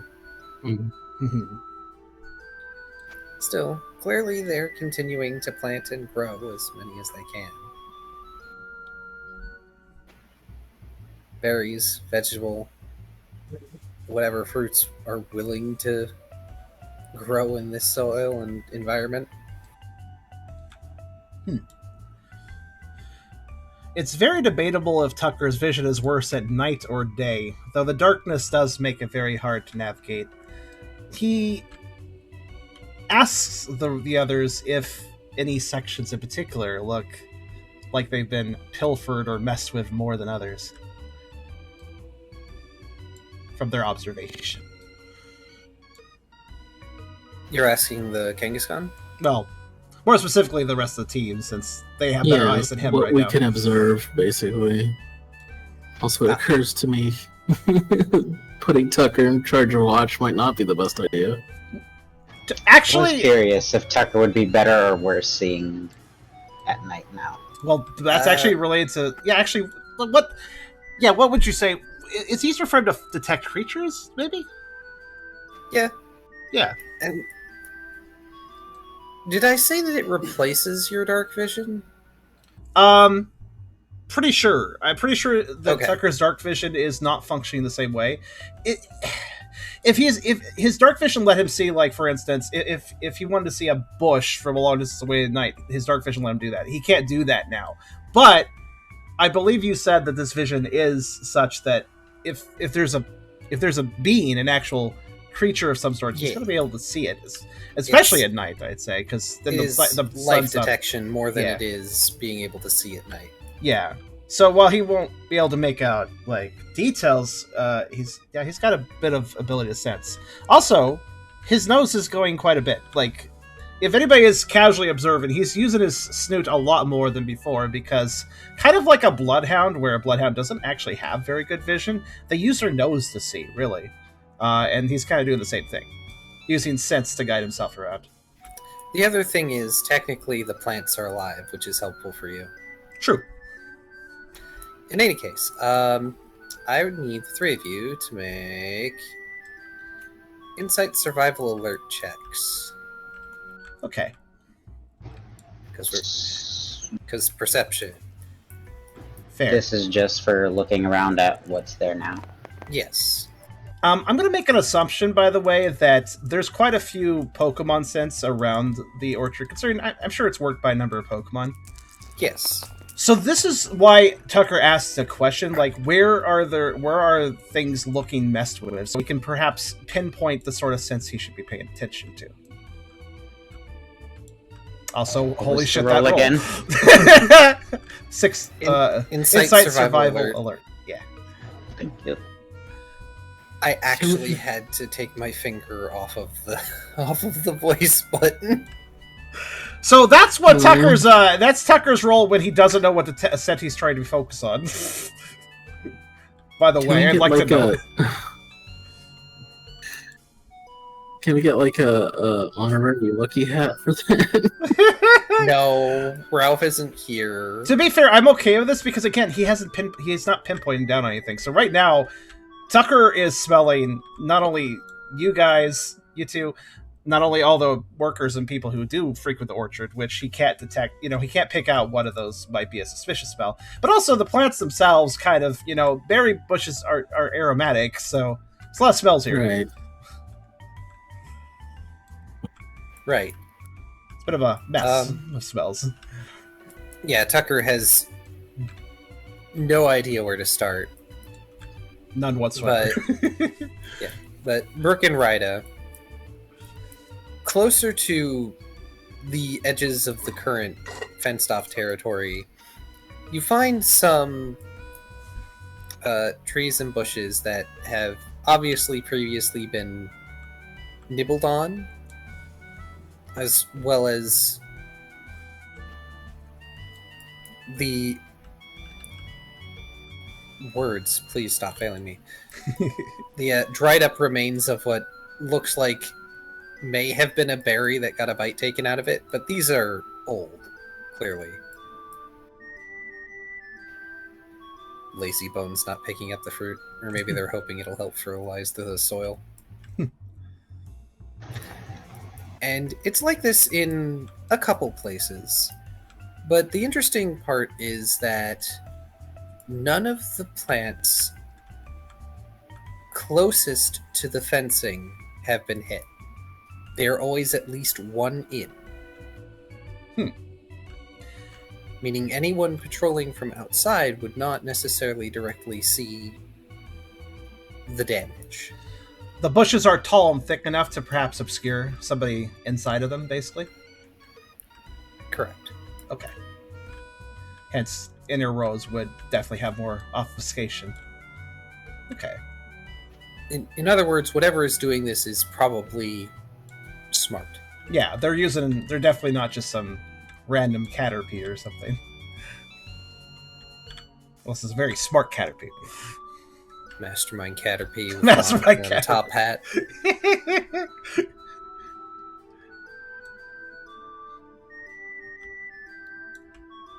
I imagine either Brooke or Ryder relates this to Tucker. Oh yeah. Okay. In that case, can Tucker make a pinpointed snoot sniffing roll towards the kind of in the center point of what looks to be the area affected? You certainly may, and you can either do the whole Insight Survival Alert, or you can use Odor Sleuth as usual. Let's use Odor Sleuth since there's a pinpointed effort here. Of course, Odor Sleuth is Insight Survival Alert. What am I talking about? Oh yeah, this doesn't really matter too much, but Odor Sleuth for the flavor. We're gonna. Well, it matters if you're using it or not, because Yeah, sometimes you may decide you don't want to use the move. Sometimes you're actually looking around. Much better. Sleuth. Solid. Very solid. Mhm. 6. So, Tucker, you sniff around the affected foliage, as it were. And you definitely smell multiple scents of other Pokemon on them still. But sniffing at the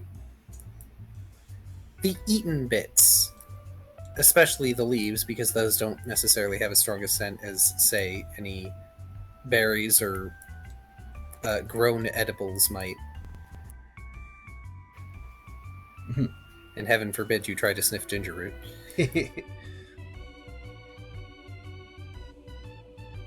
But you smell something that reminds you of flowers.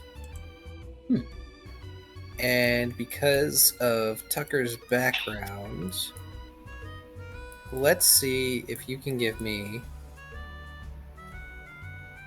a smart logic will roll Okay. to see if you can remember anything. Lilligant went feral. I started eating the berries. Smart logic will, you said? Yeah. Hold on, I'm gonna finish that roll in a second. Oh yeah, sorry, 3 more. That's half the roll. The rest is, oh my goodness, that roll. Oh, wow.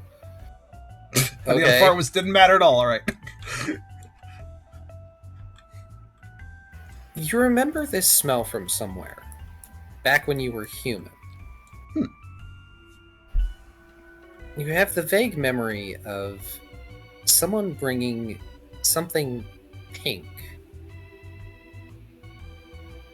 to your family's ranch. And it smelled like this. Of course, that was a long time ago for you. Tucker will relate. Oh, go ahead. Sorry. Well, one last thing I should add. Sure. It was taller than you as a child. But as a small child, I should clarify. Okay. Tucker will relay the information this way, since I think it's important to state it. I think I remember this from a long time ago, but not very many details. I smell flowers. Flowers that aren't here in the orchard, at least. Something pink and kind of tall. He kind of trails off. Not sure exactly what that means. Maybe a pink Pokemon of some sort? A Pokemon that has to do with flowers? Ryder will think. Would they know any Pokemon that fits that description? There are none that come to mind for you. Okay.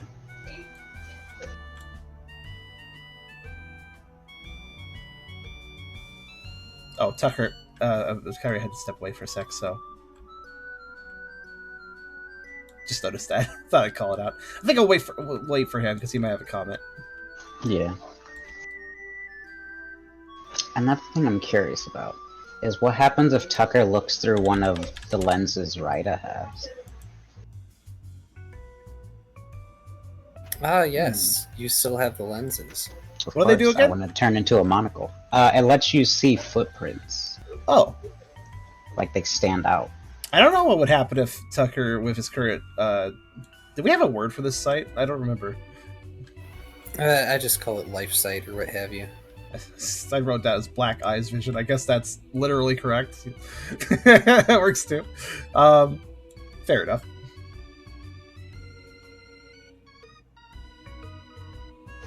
Yeah, stacking visions. I wonder what outcome that would have.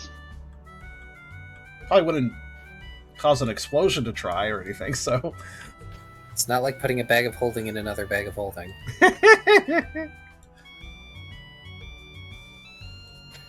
You can try looking through it. I will say, however, that unfortunately Tucker's current ocular issues will prevent you from seeing the footprints. Okay, so if it's attempted, it doesn't produce any results for Tucker. Or I should say, footprints if there were any. Okay. Oh, so 'Cause- if Ryder can't see any footprints, is that other words used? Actually, is Ryder using it? Ryder can also not see any footprints through the lenses right now, because Okay. unfortunately, there is something of a time limit between when the footprints were made and when the lenses are capable of playing them back, as it were. That's good, actually, because I was wondering if there's footprint present or not, because if there were, that means it's probably from the people who are tending to the orchard, but since there's none, it means any footprints Ryder now sees has to be either this group or whatever Pokemon that shows up. Actually, further clarification, any footprints that aren't yours, because y'all are making footprints. Mm-hmm. Fair. Actually, do we know, like, how long footprints will show up on the lens?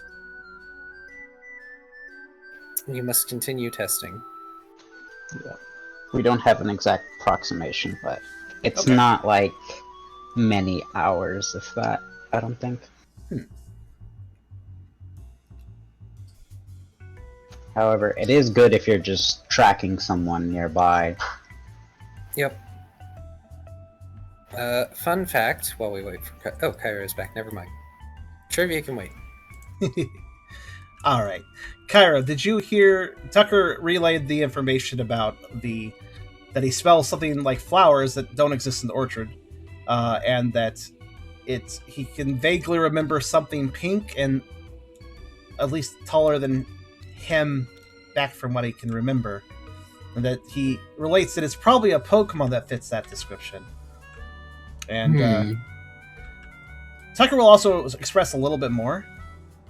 I don't know if it's the same smell, but it makes me think of the Florjay sisters a little bit.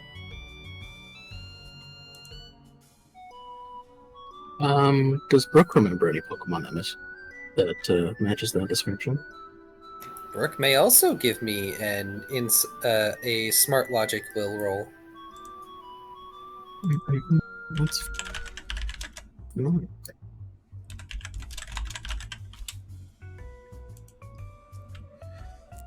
Because, yeah, that's the one thing that Tucker can immediately think of. Like, well, a flower Pokemon, the Florjay sisters. Oh my goodness, that's a good roll, too. So, the pink detail is what sticks in your mind most, Brooke. Because there aren't terribly many pink Pokemon you can think of that smell like flowers. Besides flower Pokemon, which we've only seen so many. Besides maybe, I don't know, Florja's line with pink flowers. But also, like, it does, like, yeah, they kind of match, but at the same time, they wouldn't really have a motivation to be doing that. So, like, stealing, why would they do that? Like, it doesn't seem they're not exactly nice, but that doesn't seem their style.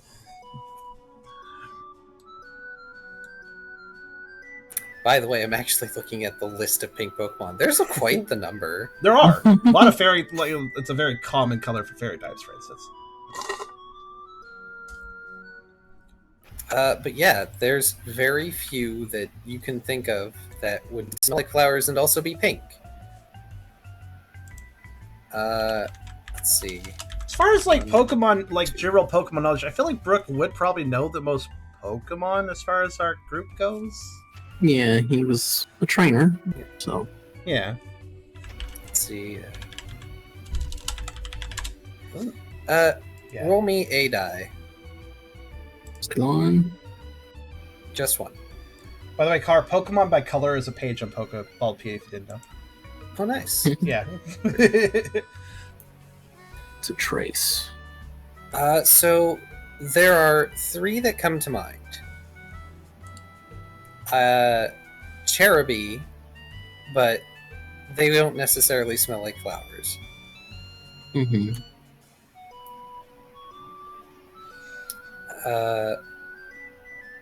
Deerling, but also you haven't seen any Deerling around besides Lyre. True. The other one that comes to mind would have to be Lurantis. Ooh. Which is a grass Pokemon that masquerades as a praying mantis. It's, by the way, canon height for Lurantis is not all that tall, but, you know, quote unquote tall, pink, and smells like flowers. Tucker was just short. Well, he was a kid. Yeah. The canon height for Lurantis is 2'11". Okay, well, he was a small kid then.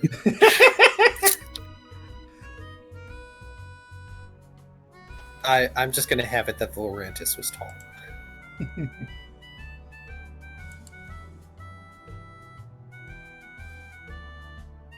Brooke will relay that it could possibly be a Lurantis.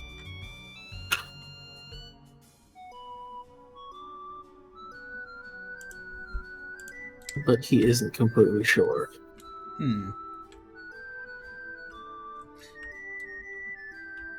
would be weird if it was Lurantis, though. Because, as Brooke will recall, because I'm going to insert information in here, because I can, with your permission. Sure. Brooke tried to raise one once. It wasn't easy.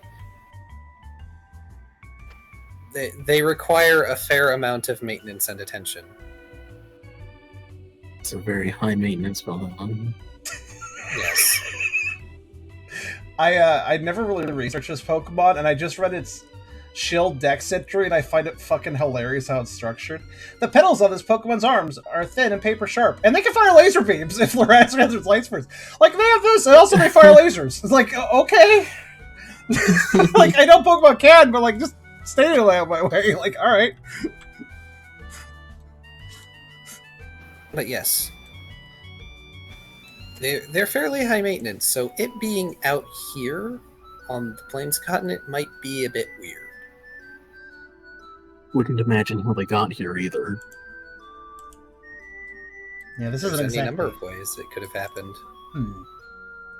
Though if they're smart enough to avoid the borders, then maybe they came here on purpose.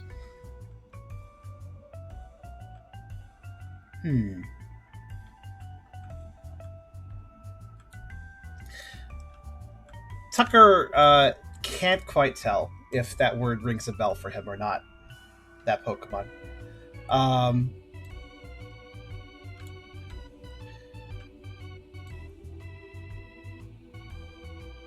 Did you say there was half-eaten berries? Correct. Okay. Probably. Well, they were dried up, so not recent, but it's as if they fled because they were afraid of getting caught, rather than finish the berry. Well, yeah, actually, Tucker's going to note that they didn't finish some of the berries, meaning that they were probably nearly caught at some point and had to make a quick getaway. Here's a thought. Could Tucker get a scent from the berries, or would that not work? I've ruled that scent from the berries would probably not work because their smell is too strong. Darn. But Sorry. But there were a few munched leaves that he did get a scent from. That was that's how we got this far, right? Yep. Well, we at least have a description to go off of. What was your thinking there, Hydra? Just maybe you could get a scent and it would help you during your investigation, like if you smelt it, like, they're around. Well, now he does have the scent. He probably could pick it out if it popped up again, right? It's a particular flower scent that doesn't exist normally in the orchard. So we'll just set up a mini camp here and take first watch then?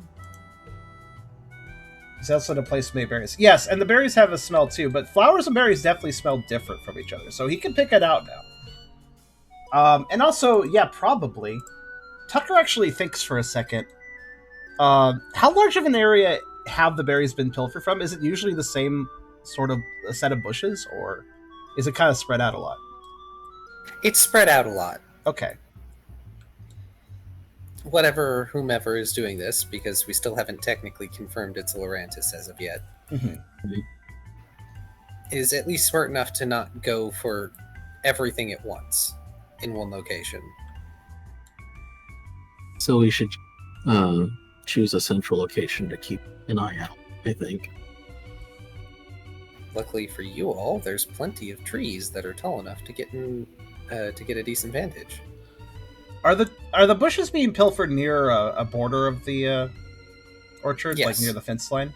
And what kind of fence is it? Like, is it easily climbed over or under or whatever? It's the kind of fence that Tucker would be familiar with. It's just a simple wooden fence. It marks the border of the orchard. Okay, not high security fence then, any sort of any Yeah, sort. Okay. it keeps things in and out as necessary. Okay. Same as the rest of Savantown, really.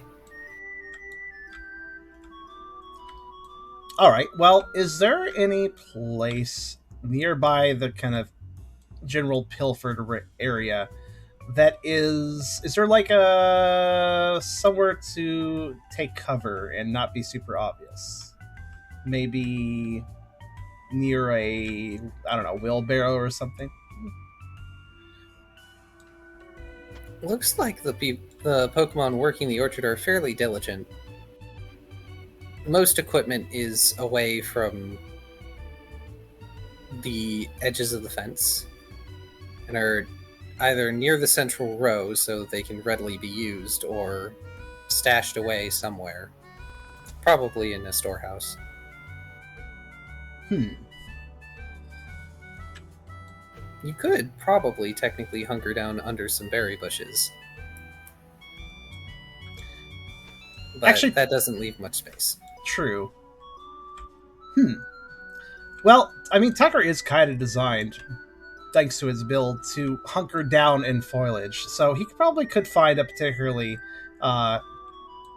bushy bush, and because he's first watch, if I recall. Mm-hmm. That is correct.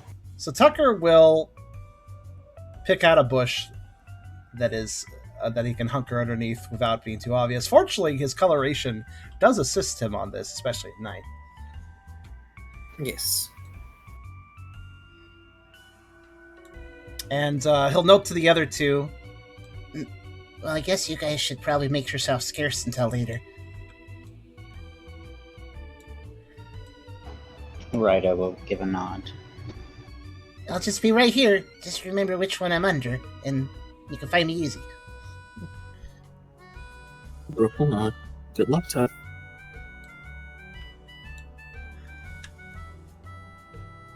it's going to be a very boring 3 hours just staying as still as possible under one bush, but hey, he can do it.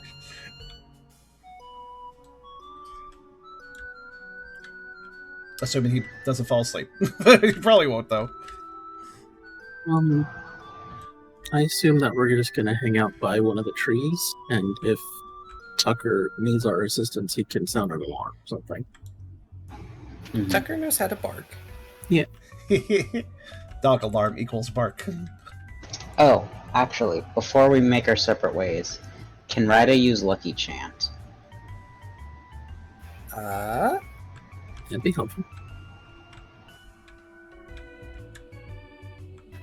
You may, but its effectiveness will be debatable with you unconscious and over a long period of time. Okay. I will allow it, of course, because there's no reason not to. I'm just saying that its effect may not be as predictable. Fair. A passive luck bonus to whatever Tucker is doing, then. Assuming it succeeds. That was close. That's fine, so long as you didn't fizzle. At the very least, you're able to give everyone the ignore 2 ones, because that's the important part.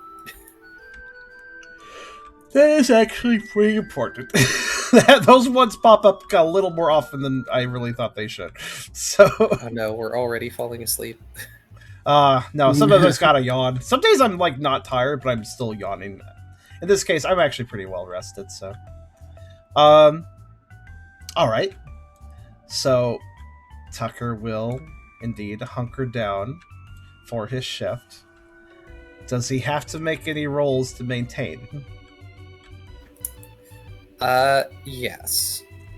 I would like, first of all, a...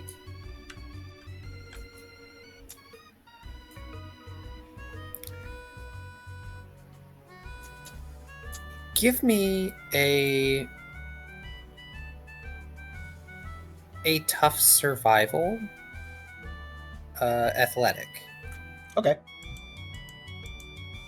to see if you're able to stay awake Tucker or has awake enough through that zero thing. athletic. Hey! All right, you have no trouble Wide staying awake. Yeah, you have no trouble staying awake. This is fine for you. So All Tucker, it is a little difficult though, because Tucker put himself under the bushiest bush he could find, which definitely hides him well. But because it's so bushy, if he does any movements, it's like rustle, rustle, rustle. He's gonna make noise. So he's trying to stay as still as possible, and it's a little hard. But at least the dirt is nice and soft and loamy. I think the word is loamy, for I believe you're right. because it is planting soil, so it's pretty nice soil. So it's not uncomfortable at least.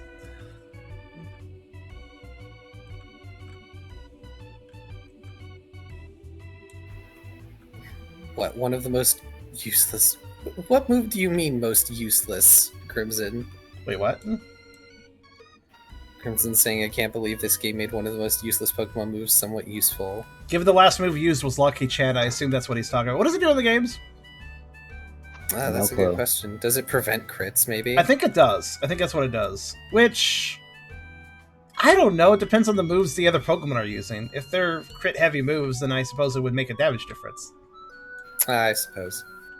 But that seems very situational. It is. Meanwhile, in PMD verse world. Anyway, also Insight Survival Alert. Yes. Unless you're choosing to Odor Sleuth instead. No, because Odor Sleuth is like a specific thing. If he's going to be just paying attention over time, then yeah, just a general. So, Smart Survival Alert? Okay.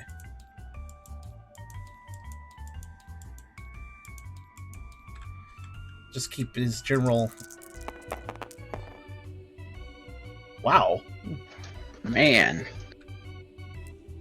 I don't see 7s very often. Doom? That's a 6. It's a Ooh. critical look. Critical Doom. Yeah, that is critical perception. So, Tucker, you are wide awake. You want to catch this berry thief, leaf muncher, whatever they are. Tucker's had a few interactions with the orchard people, and he's aware. They have said it before, like, oh, it's not a very big orchard. They want to expand it, and it's really not supporting the town so much. Also, the whole fucking review that's going to happen stuff. If the orchard's doing better, I'm sure that would help the review as well. So, and Tucker knows that. You hope. You hope that by catching this midnight mulcher, you will help the town. No telling how nice the inspectors are, though. Sure, the inspectors would be a little less harsh if there wasn't an active berry thief that wasn't being dealt with, so... True. Of course, Tucker would probably know all about inspectors not being nice. If they could remember it. That was more the adults handled that stuff more or less, but yeah. Ranches do have to stick to standards after all. You just know they were not a very nice and or happy person. Oh, they were always really, really, really picky. And critical. Well, they have to be. So. Yeah. It's important. Inspectors are supposed to be picky. That said, as you're looking around, most of the life signs you see are the plants. And your friends, which you can barely see, you think, from your vantage. And if you ever shuffle to, sort of turn around under the bush, you do get a glimpse of the Kangaskhan. They're currently yawning, waiting, arms folded at the front entrance of the orchard. Feels bad, man. I think they guard during day and night now. They just drew the short straw tonight. But your watch otherwise passes uneventfully. Unfortunate. Very unfortunate. You rolled so well.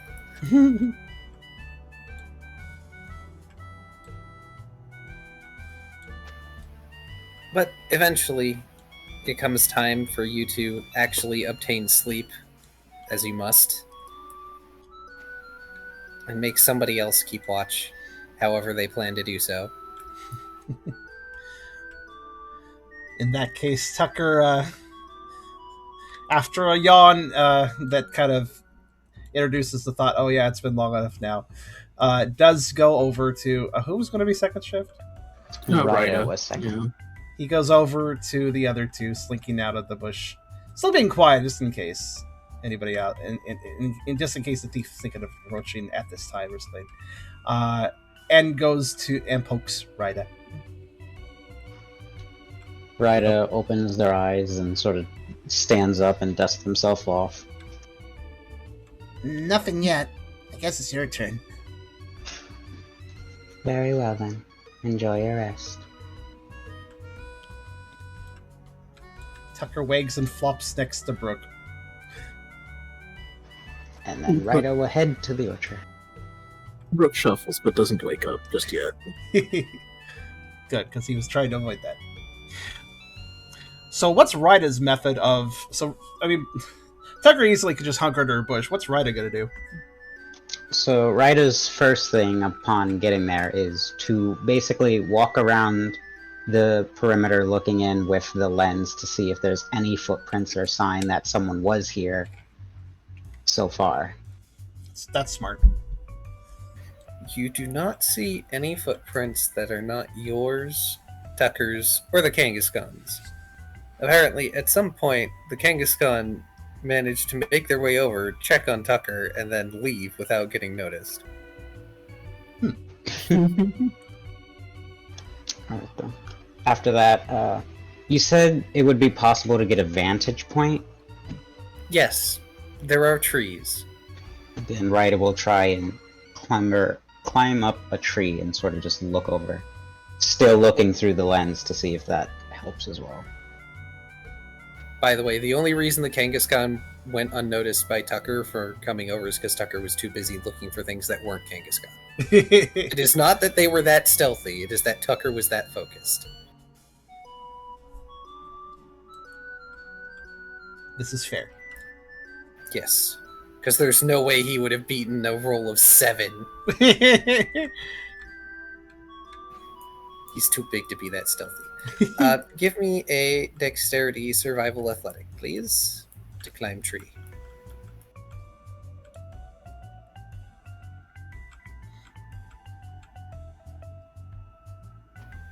Show us the value of your ballet lessons. Pirouette up that tree. You do not pirouette up that tree.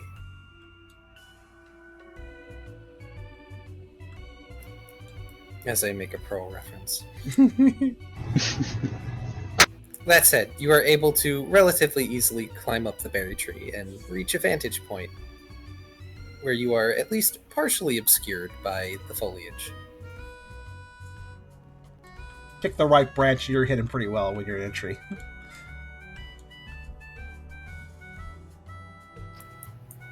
Fortunately, Ryder is probably very light. It's probably the lightest party member, right? So... I'd imagine so. Not gonna jostle the branch too much and make noise. Indeed.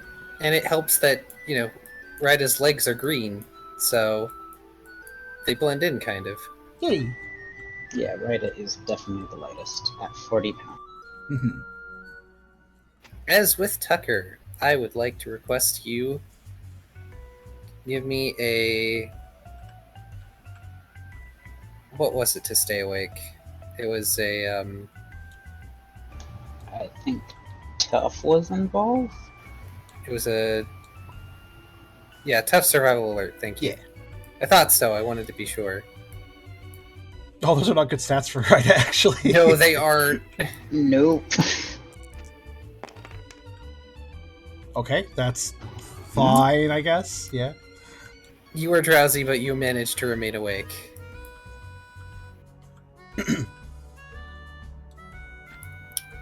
Alright, you may give me insight survival alert, or tell me however other method you wish to keep watch with. I think it's just standard looking through lens to see if that assists.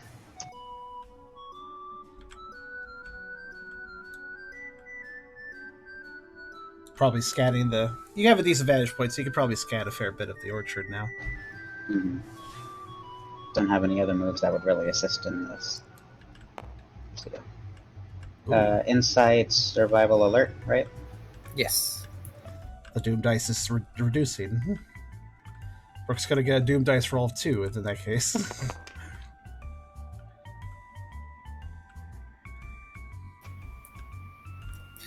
So you're looking through the lens, and you're noticing as you test it out, you do eventually see the footprints from earlier fade, including your footprints up to the tree as it gets later in your shift. And you're also noticing that, of course, visual distance is still a thing with the lens. So after a certain distance, it's hard to see the glowy footprints. One can presume there's not a lot of torches around the orchard to keep the lit up, especially at night. No, there really isn't. And for good reason. For good reason. Though you do get to watch Kangaskhan eventually just sort of slowly walk his way down the central path of the orchard and back, which gives you a decent idea of the distance that these lenses have, as well as how long it takes for tracks to disappear. Nice. Good. Supplying information. It takes at least 2 hours for tracks to disappear.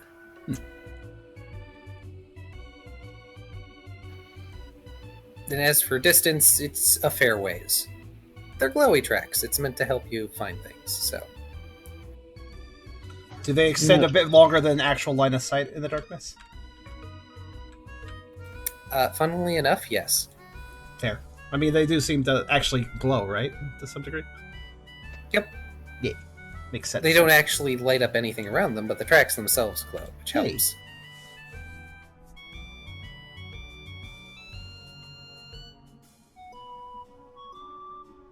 Which I feel like, amusingly enough, allows Ryder, if they decide to look out past the orchard, occasionally see like tiny glows of footprints from Pokemon that are still active at night in town.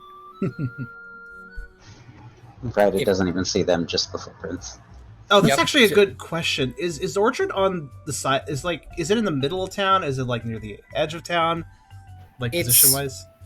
Position-wise, it's on the edge of town. Okay. Or like one of the edges of town. I like to imagine that it's situated like north. I believe I had it situated north of the Oasis, Okay. and that's supposed to be all orchard. It might be that it's actually south, because that will be closer to water, Okay. which would make sense. And also, being on the outskirts makes sense because that's typically what you do with farming. You don't put it in the middle of a town. Yeah, it's just the outskirts. The orchard is not in the middle of town. We aren't on the water continent or the grass continent. So, question. If Ryder wished to stay up longer, how would that work roll-wise? Oh no! You would need There's to a make, reason why Ryder specifically chose that order. Oh. Ryder would need to make another tough survival alert at -2. Okay. Hmm. I think will, Ryder would be the one to try it, though. I will permit you to spend a will point on this, regardless of the outcome of the roll, if you want. I didn't expect this, but also I understand it. Oh, yes. But yeah, there was a reason Ryder chose that order. They were thinking ahead of time, like, I'll just stay up so Brooke doesn't have to. Another opportunity to self-sacrifice for Brooke. Yep. Oh god, we traded one self-sacrificing party member for another. Can Brooke roll the wake up anyway? I mean, that seems kind of logical. Well, here's my opinion. Sometimes if I know I need to wake up for something, I didn't set an alarm, I can still wake up because I kind of have this subconscious knowledge I should be waking up. Yep. So I have that happen too sometimes. Brooke may roll to wake up. Ryder, the next hour, regardless of whether Brooke wakes up or not, on just like the chance that Brooke does not, you are starting to nod off. But let me see if Brooke wakes up, and then we'll see if you get a perception roll. Brooke, yeah. Give me a vitality survival. Vitality survival athletic, I think it would be. Okay. Because the Who subconscious could have alarm seen clock this coming? very helpful but not reliable.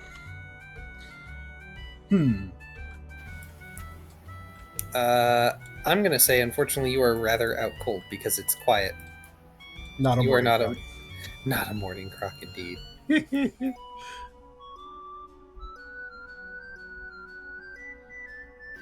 You could say he's not a sundial.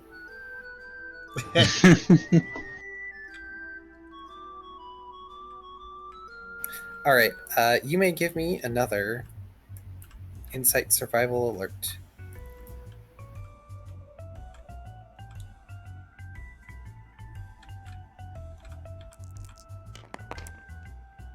Ugh.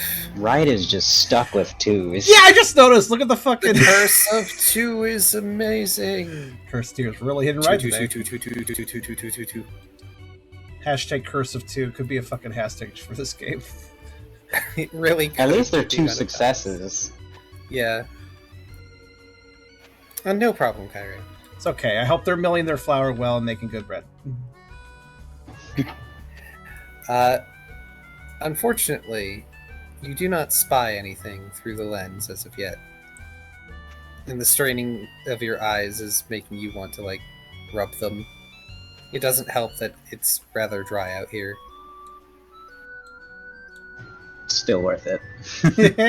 This isn't an environmentally controlled space. What are these feelings? Itchy? Unpleasant heat? Crips denoted self-sacrifice for the betterment of no one, not in Ryder's head. This is very illogical in Ryder's head. Oh yes, if I stay up longer, they don't have to. Alright. So, here's the thing. Next hour, it's going to be tough survival alert -3. Ooh. That leaves them with 1 dice. Is Will still on the table? Yes, Will is still on the table. Then Ryder's gonna do it. You can still force yourself to stay up. Of course they're gonna do it. Why wouldn't they? Oh. And there's the Will.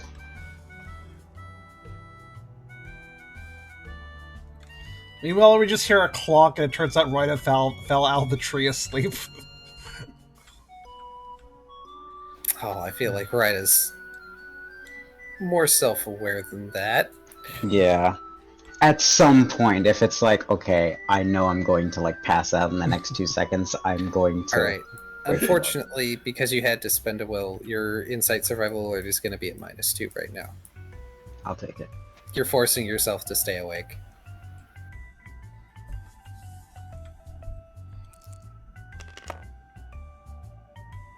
Mm. At least Curse of 2 is 2. Should have stuck with the Curse of 2. Mm-hmm.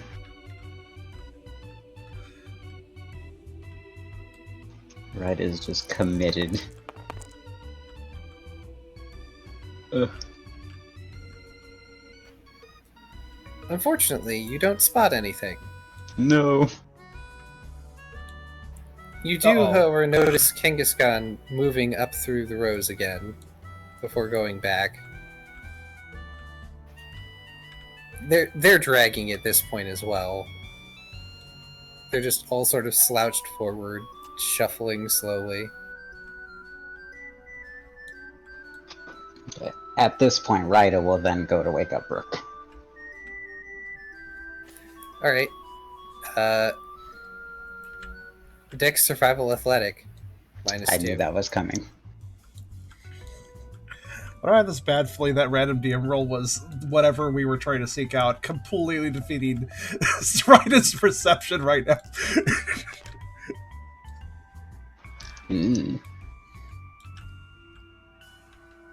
Well, you managed to slide down the tree. You didn't control the slide particularly well. There's a bit of a thud. I call it a thud.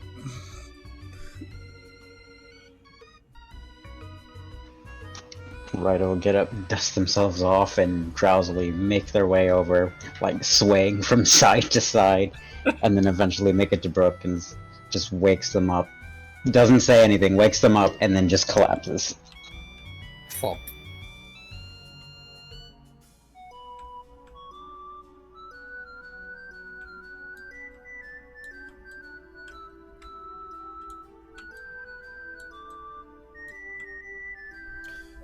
And Ryder's head, it was worth it. I wonder if Brooke, not a morning croc or not, would kind of notice that Ryder may have stayed up longer than intended.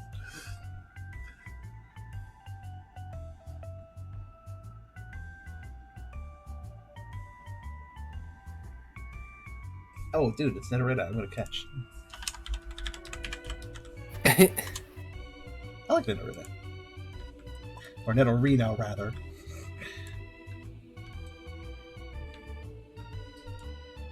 It's a good line.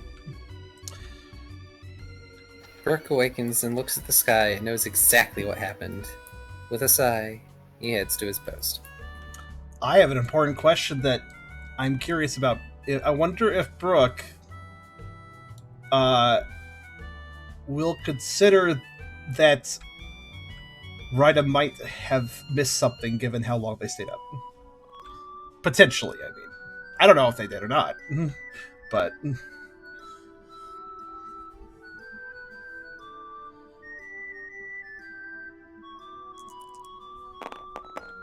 It all depends on whether or not Brooke notices how freaking drowsy Ryder is. They're not that Pokemon, but you know what I mean. when they lay down.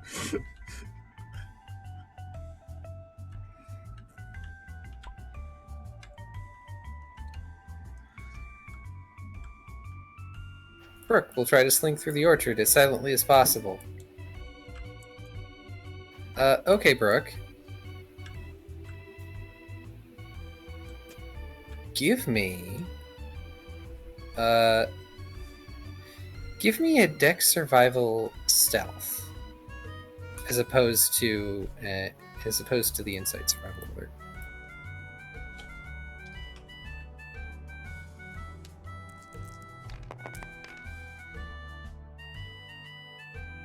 Pretty solid. So, Brooke, not 2 rows away from where everyone had chosen to rest, you bump into a Lurantis that is currently very quietly crunching on an apple. And they stare at you, and they slowly take another bite of the apple. When we say bump, do you mean physically, like, ran into him? Not really physically, mind you. Okay. Yeah, Brooke comes across the Lurantis. Hey, I wonder where the safest literally trips over them. They fucking rolled a 0.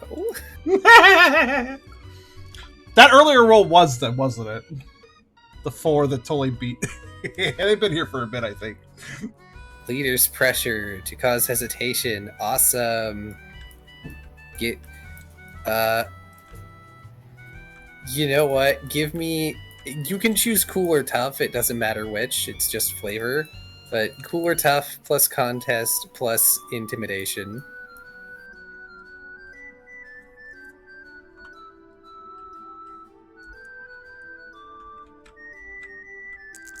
Let's see. That's a 3.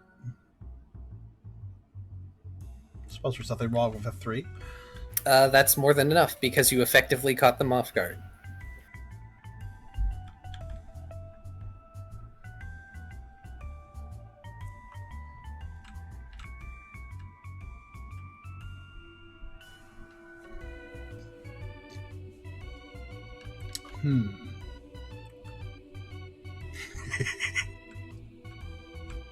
Give me a sec. That's great. Sucky part is, let's say Brooke calls her back up, Ryder can't assist. Oh, They're lovely out night for a cold. snack, isn't it? Rook says, teeth glinting in the moonlight. That is the best response.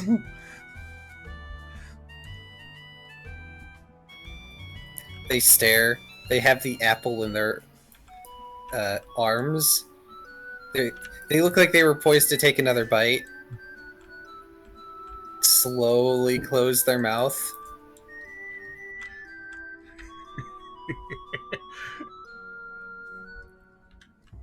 How tall are they in relation to Brooke? They're about equal height, Okay. at least right now. I should probably... There we go.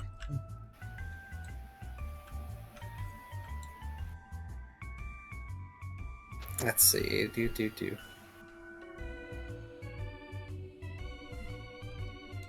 Tucker is probably wakeable, unlike Ryder.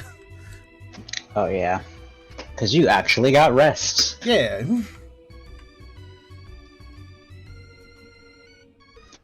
Oh no, Tucker wakes up and is like, come on, Ryder, we gotta go. Ryder doesn't wake up. Ryder in Uh-oh. the death pose.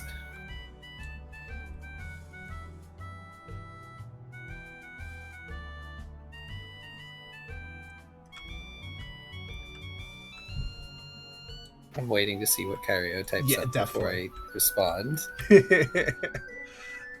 Because there's a way I can do this, but I want to see what Kyrio does.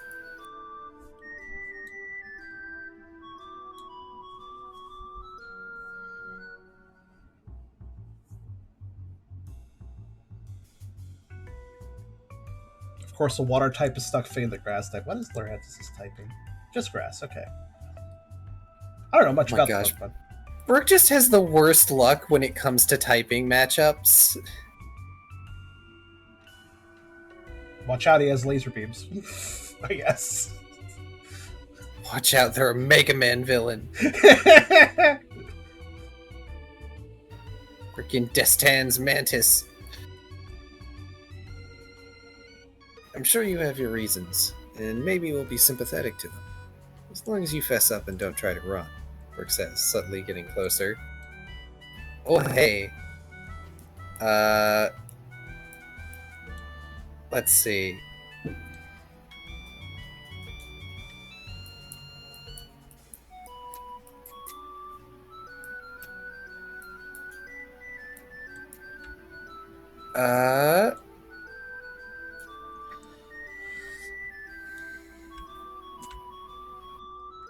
I would say, unless Kyrio has something they intend to, like, move-wise or what have you, to give me a cool contest to perform, to try and convince them of that.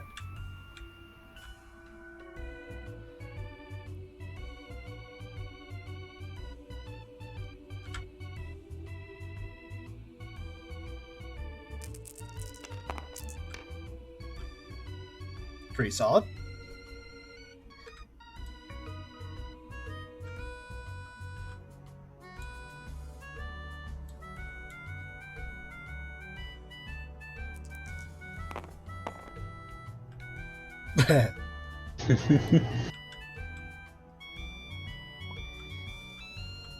Also, I just realized they do laser beams, but that requires sunlight, so, Yeah, they learned Solar Blade, I think. yeah. So it looks like they're better in the daytime for fighting.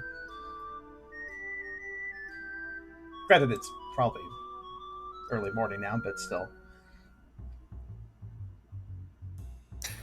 So, Brooke, for a second it looks like they're considering something.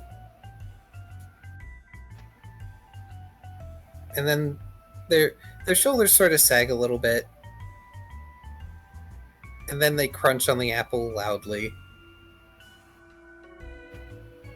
You know, because there's no point in being stealthy anymore. And there's no reason to waste a good apple.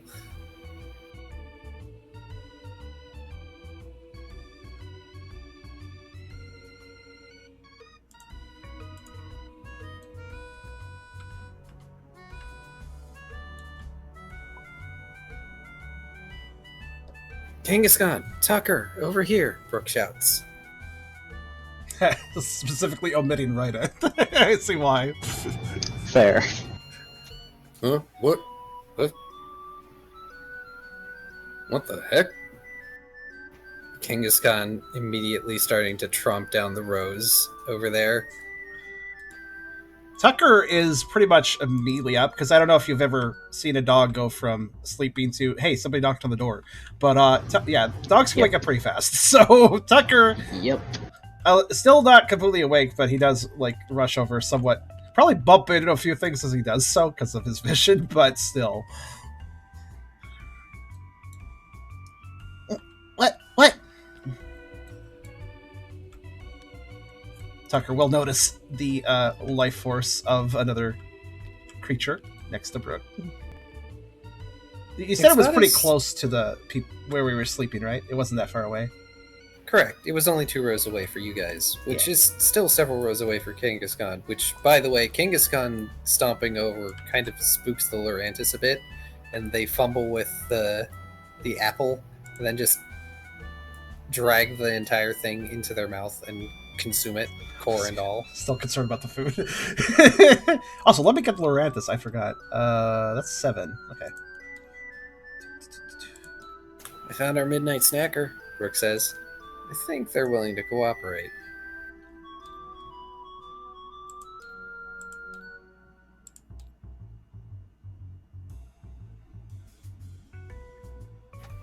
Really? That's so. Gosh, I'm giving this guy the Kangaskhan a Western accent. Freaking cowboy accent, and that's not their voice. Whatever. It's fine. It's the original Kangaskhan's cousin. There, cowboy Kangaskhan, go. Oh, there they are. Anyway. That's so. You got a lot to answer for, freeloader. Well, Lurantis doesn't say anything. They have their forelimbs folded.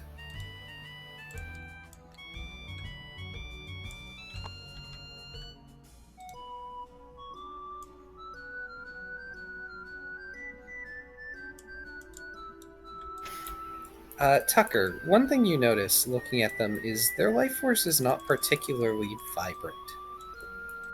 Huh. Even compared to Gateguard Kangaskhan, who,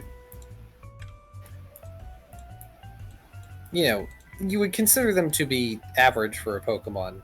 You know, you can make them out fairly well. The Lurantis is faded, kind of like fizzly at the edges with their color. Kind of like Dem, you could say? Yeah. Huh. That's weird. I thought we had a King's Cup model. It's realized we never pulled one out. That's because they were impromptu. That's fine. Well, Tucker will kind of stand on guard, but relax just a teeny bit since they don't seem to be trying to get away or attack. The life force, he does note it, and kind of just nudges Brooke to say, I don't really know what this means, but they kind of have a weird glow from my vision. It's kind of dim.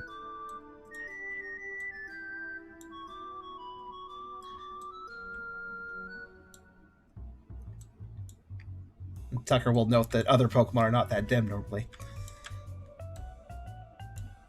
Listen, we don't want to hurt you, Brooke says. If you're in trouble, then we're more than likely willing to help you if you ask. If you just ask.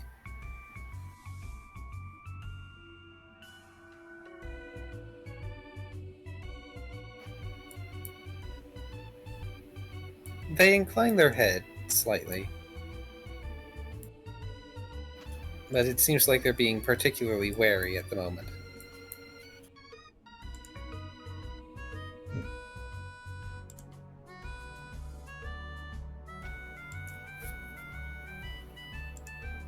Well, this is all well and good. If we've caught this midnight muncher, I'm gonna have to answer to the club.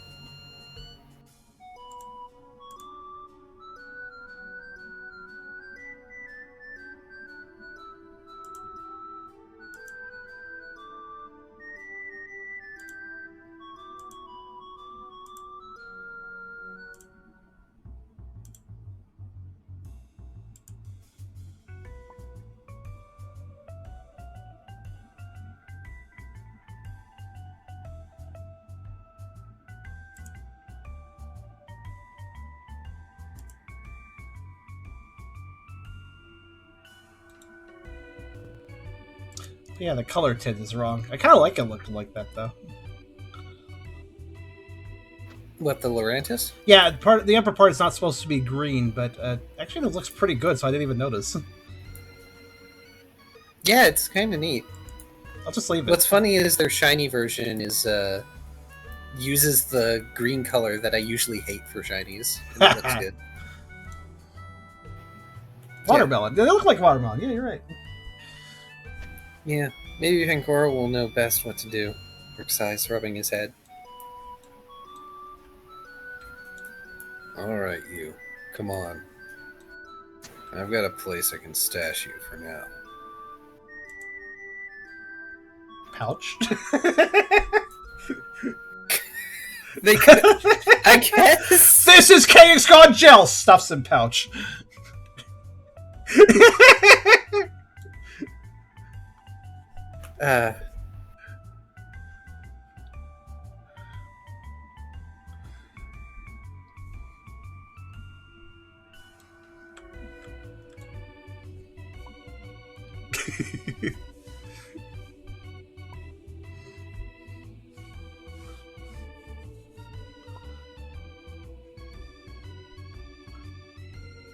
Brooke will hand them a Peshaberry subtly as they are taken away.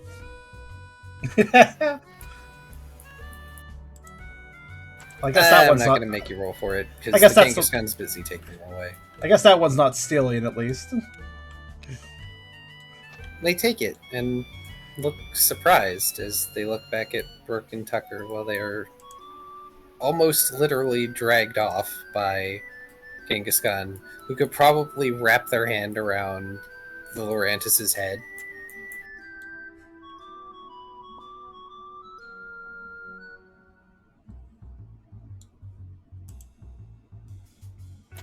That's better.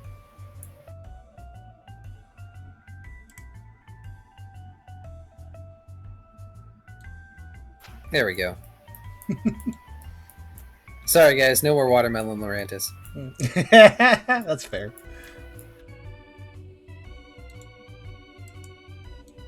Well, for now, it seems as though you all have caught the Midnight Muncher.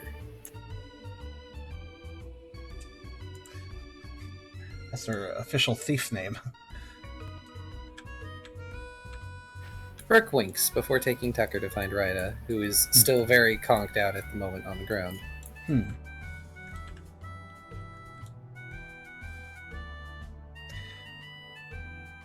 Tucker considers... I wonder if they were stealing because something's wrong with them, given what I saw.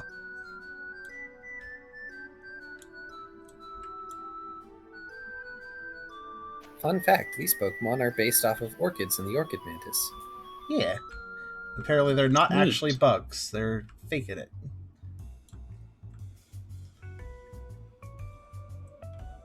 Which is why their secret ability is funny.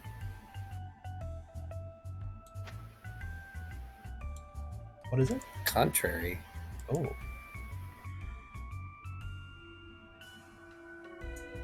Makes stat changes have an opposite effect. That's what that does. Yeah. Yep. That's a weird Good one. for- That ability is a weird one. That can do some Yep. weird things. Good for moves that lower your own stats. Mm-hmm. Exceptionally good if you have those sort of moves.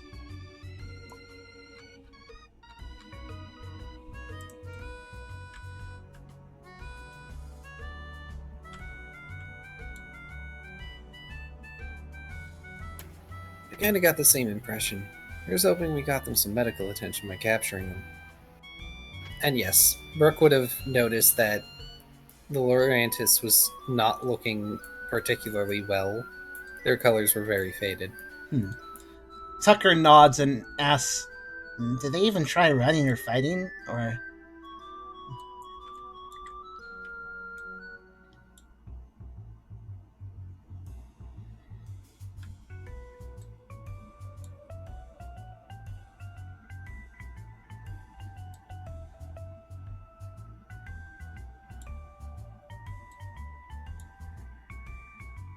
right, Zebachi? They're very pretty.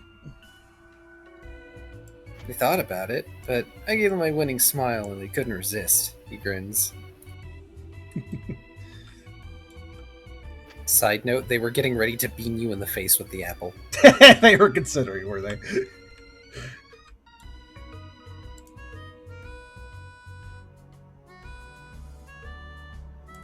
But for the first time ever, Talk No Jutsu worked. I'd have probably just ate it.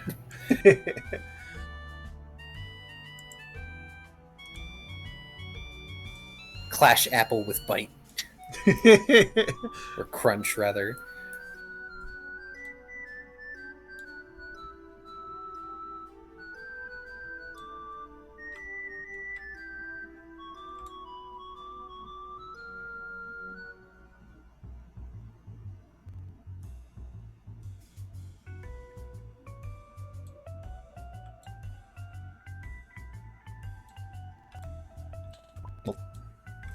Yeah, it could be just intimidating enough to be persuasive. If they are Well- unwell, that probably helped, considering that they have less fight in them at that point. Brooke did most of the work. Fair. Because they may not have fought, but they could have run. True. Brooke also lowered their dexterity, making it harder to run. Tucker will notice that Ryder is still out of it. Finally, he didn't notice that at first because he was just hurrying over.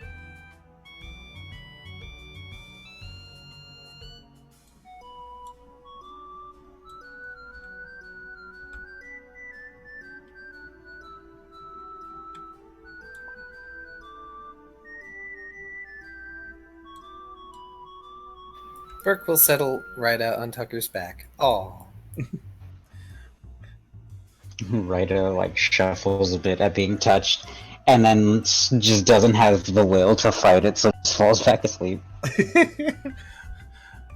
Tucker understands and does kind of inquire. Did they stay up late? Quietly, so as not to wake Ryder on its back. But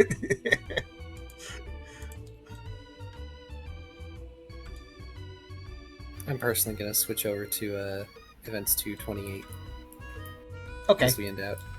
as the mystery of the munching menace or whatever is over. 228 events, you said? Events 228, you said? Yes. Okay. I'll switch too. Let's see. Yeah, I think they were trying to do me a favor, Brooke says. It all worked out, though.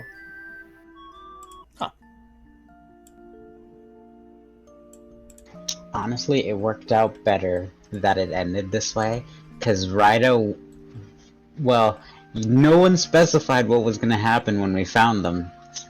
So Ryder was going to just try and fight them. I figured that's what would happen, given Ryder's current patron. Yeah.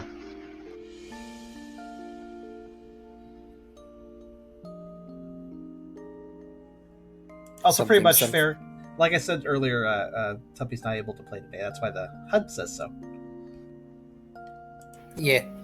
The assumption is that Ralph slipped over in Mawile's. Also, something, oh, you're a plant type? Well, a pound of flesh for a pound of flesh, I guess. Also, to be fair here, Ralph would probably be the least useful for a stealth mission. I mean, he's not as big as some Snorlax, but still. Well, you say that, but I bet if Ralph is perfectly still, he could pretend he's a pseudo-widow.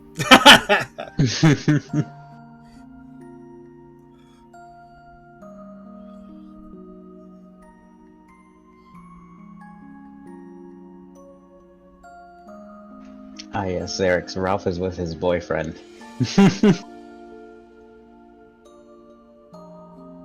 Pull a bush from his face, no one would be the wiser. Feels like that's what he would do. I mean, knowing Ralph, it would have worked. Ralph kind of Ra- makes some weird things work, honestly. Ralph just makes stuff around him function the way he needs. Oh, wow, firework. I was wondering what that was. I thought somebody fell. Yeah, for some reason people are doing fireworks tonight. You gotta love it. 4th or 1st July, depending on what country you're in, comes around. People set up fireworks that day. Cool, that's fine, that's understandable. And then they set it off for the next day, and the next day, and the next day. And it's like, Jesus freaking Christ, why didn't you just spend them on the day you're supposed to do it? But okay. It rained here on the 4th. So oh, well, okay, yeah. There's at least a reason, at least, in that situation. Yeah, well, there are people who have been doing it for well over a week.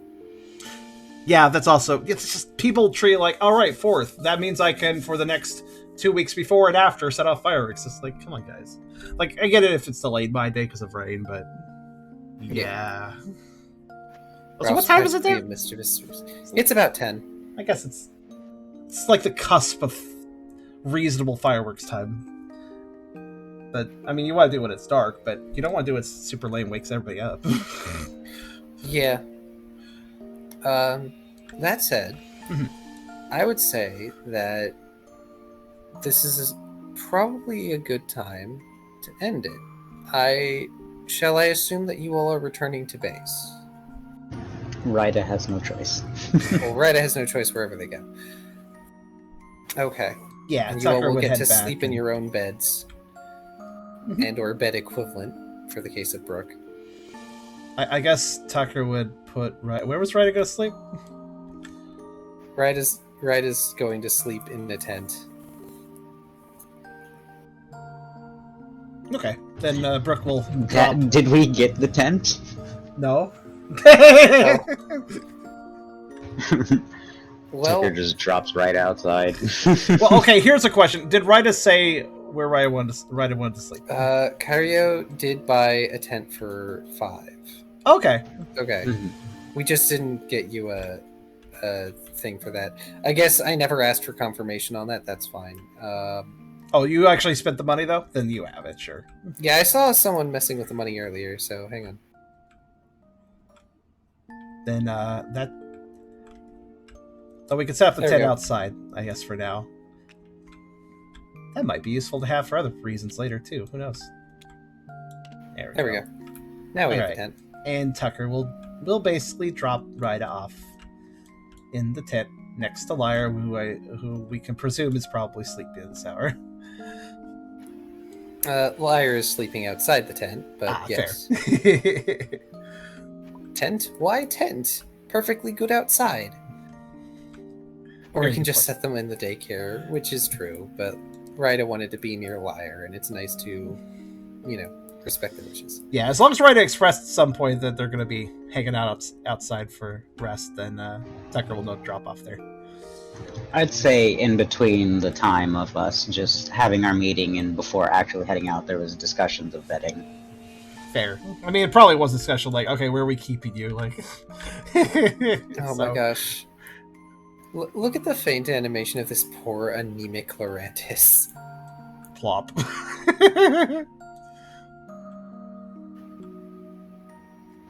I can't see it for some reason. It's just showing a running animation.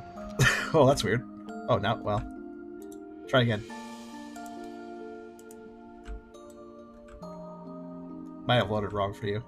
I almost like Lurantis' design, but the pants constantly make me think of a barbershop. Yeah, just a bit. They make me think of bell-bottom pants. Yeah, that too, a little bit. The speculation is they're supposed to look like kimono pant legs. I don't mind the bagginess of them. It's just the stripes throw me off a bit. But I don't think Yeah. it's a bad design, though. Yeah, not a bad design at all. I like. Lurantis is one of those Pokemon that I like to grab when I can. Nobody take that line out of context. For my Pokemon team. For my Pokemon team. I keep mistaking them for a bug type too, because that's kind of their whole shtick. And it's Yeah, like, being a but I fake already bug have a type. grass type I'm using. Actually, it'd be kind of fun to have a team of just Pokemon that are trying to be other Pokemon. So you have Sudowoodo, Lurantis. What other Pokemon could... And Mimikyu. I guess, I mean, you could easily put any of the Pokeball mimics, too, on that, so... Could also do Zoroark. Zoroark would be a great choice, yeah. But Zoroark doesn't mimic by default. They use Oh. illusions. Well, that's true. Maybe, like, mimic in It- their base design. It would count, but yeah, it would count, but in the same way that Ditto counts. Yeah. In any case, I will say that you all have a lovely rest. Please remember to recover any lost HP and/or will points, Ryder. Yay. And everybody get 2 XP, except for Brooke, who will get 3 for making diplomacy work. This is fair. Except for, I don't think Ralph gets experience, sadly, because he wasn't involved. Unless he does, in which case I'll add it. Let's give him the standard 2, because I would feel bad. That's true. He's got 56, but I would feel bad for... Yeah, it's true. It's like, sorry you didn't get to play. We just didn't give you any benefits. It's like, I mean, if it's just party experience, we should probably get it. We could presume he was doing, lore discussion with Ralph things. Ralph doing Ralph things, and probably there's probably some lore discussion or something that he probably had with Mawile that could be useful later or something. They always talk about smart things, so Could be a glimpse. a glimpse. Yeah, it could be a glimpse. If has Tubby ever written a glimpse? I don't think so, but no rush on anything. Yeah. Side note: Tucker has not yet spoken to Rise. I guess we'll get to that next time. Yeah, I was thinking that it would probably be the next day. This felt slight like this was a low stakes problem, like definitely compared to some of the problems we've dealt with, but it was still something of a problem, so it kind of had priority. The Lucas purchased a point of insight, which also means your smart goes up. Ooh. If it did not go up already. Insight. Okay, so that means the HUD should change too. Since Iris is asleep, let me go ahead and just a moment. So what's that put your insight at? His insight's at 4. And his smart is at 3. Okay, hold on a second.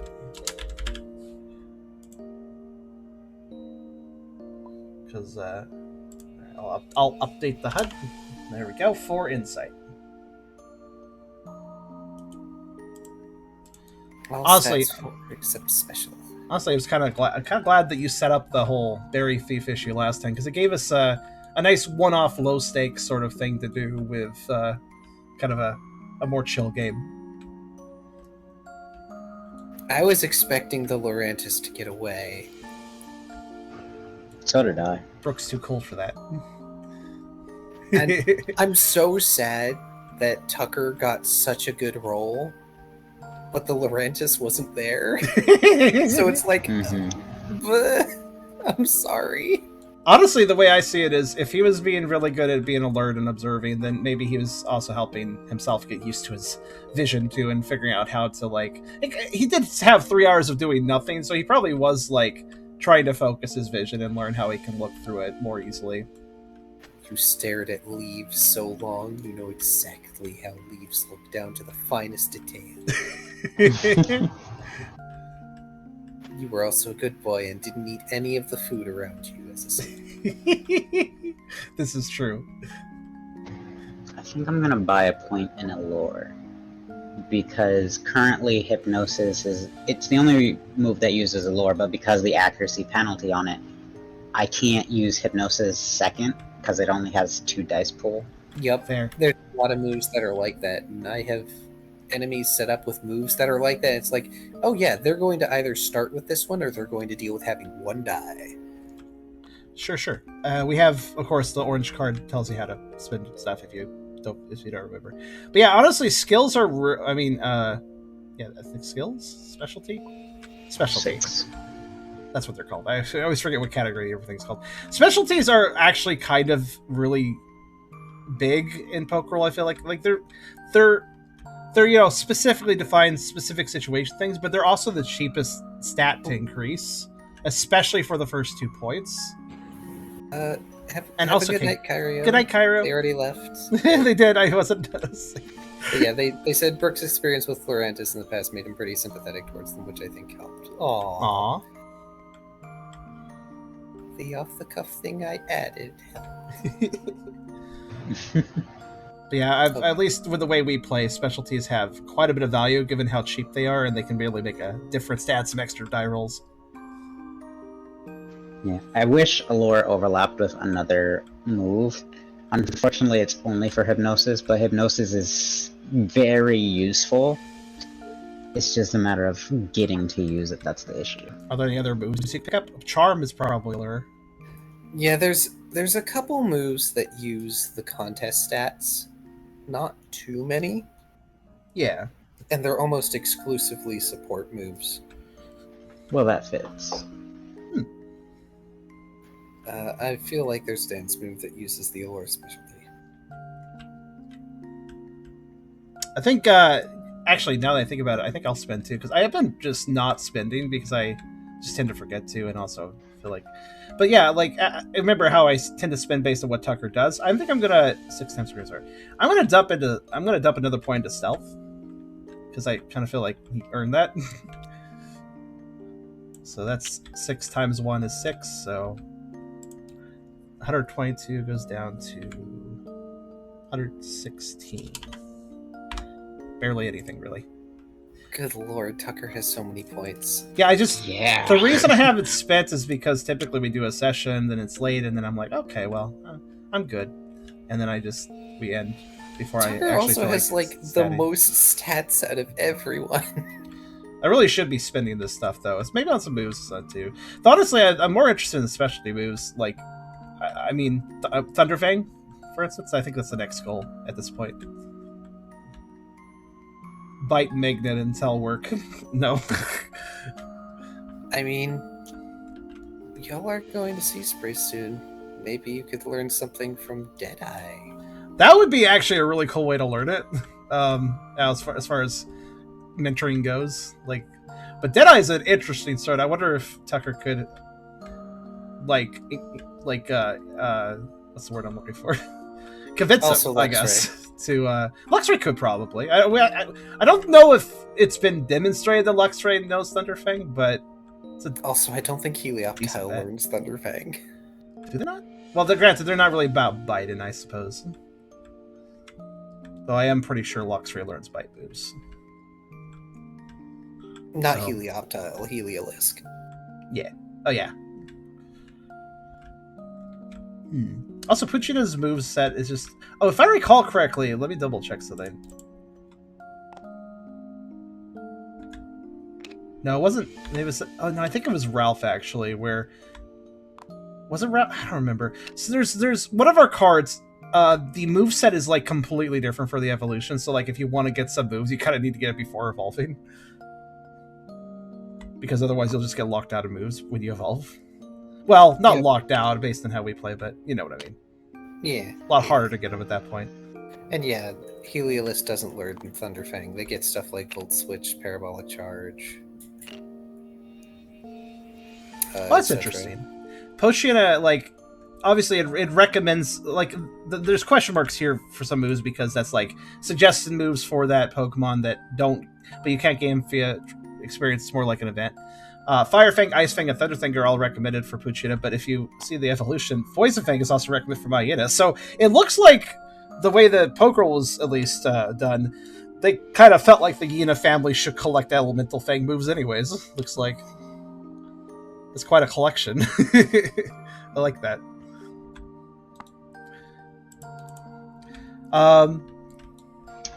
So I went to look in the support moves and I hit shuffle on accident.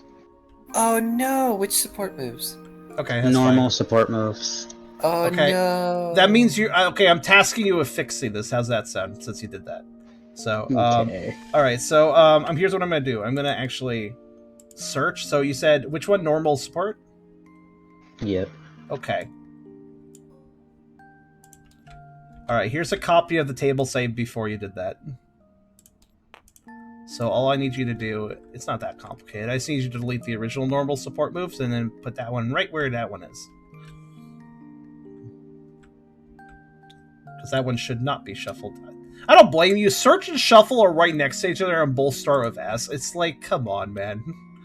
It's bad placement. And yes, they are not shuffled. Just double checking. There we go. And just, yeah, locked it. Okay, good.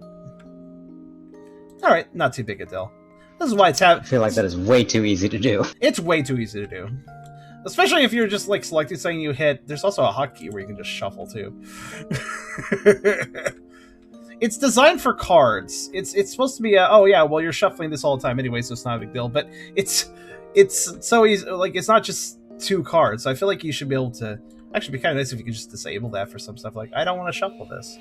So I don't want the option there.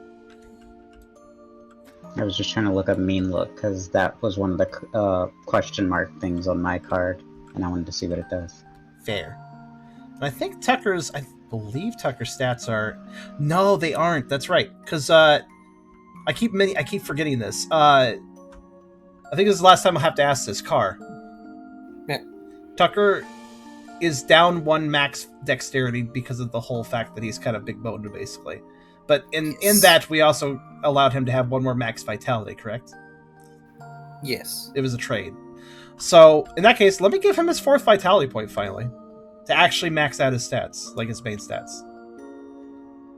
That's been a long time coming, honestly. I think it's about time. I mean, considering they had trouble staying awake, it would be a good time to get it. Also, vitality's just... I mean, he's been through a lot, so I feel like the vitality would have gone up.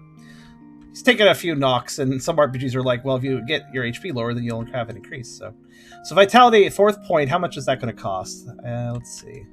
30. 30. Okay. Worth it. So that's You 160. also become more beautiful. Yay! I didn't put a beauty point in. Did you? Did you do it? Okay. I didn't touch it. All right, I'll put it in. Okay, well. So you said 30. Okay, 116 goes down to 86? Is that right? Yes. Okay.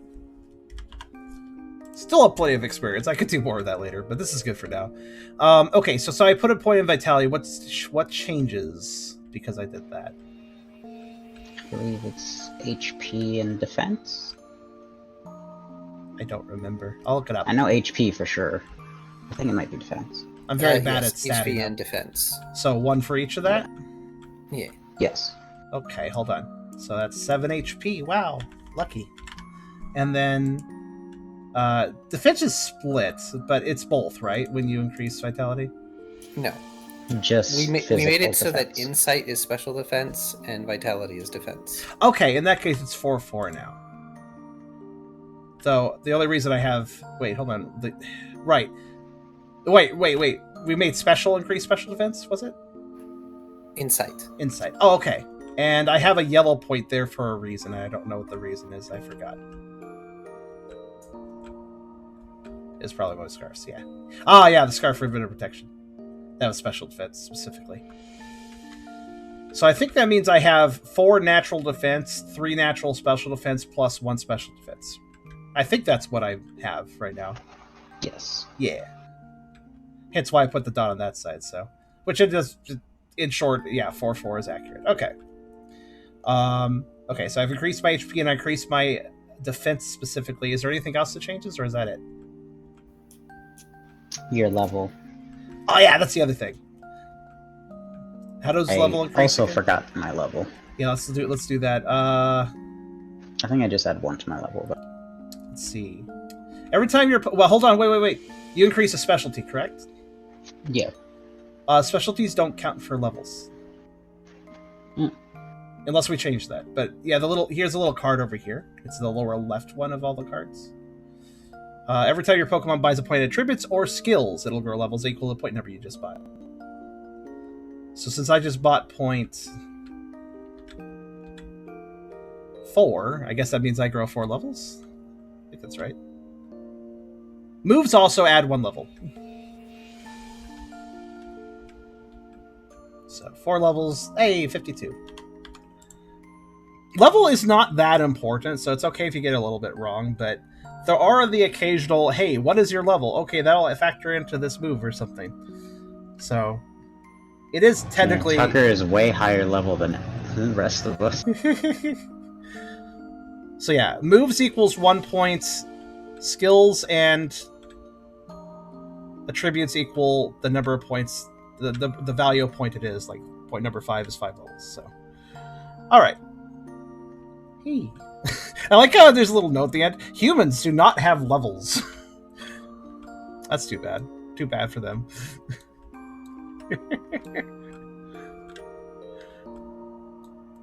Alright, cool. Oh, I'll have to change the HUD for that as well, actually, I think about it.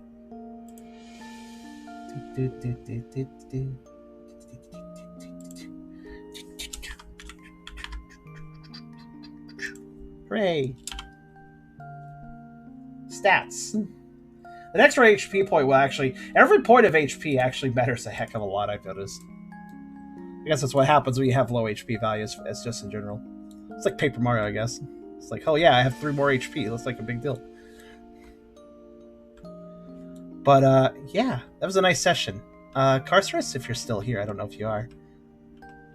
I am. Well, thank you for having the session. With me, everybody, including Kar. I realized that we started off a little bit, little bit off. I think everybody was just a little off kilter to begin with, but we got momentum. We got the momentum back. And but yes, thank you all for being wonderful players and a wonderful audience and having the session with me. Yay! And I hope y'all have a good night. You too. Good night, and thank you. Good night, guys. That's the name of the song that's playing, so good night.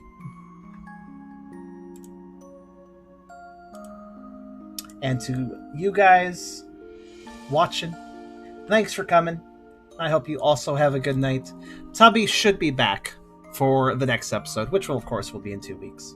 We are back on schedule at this point, pretty much.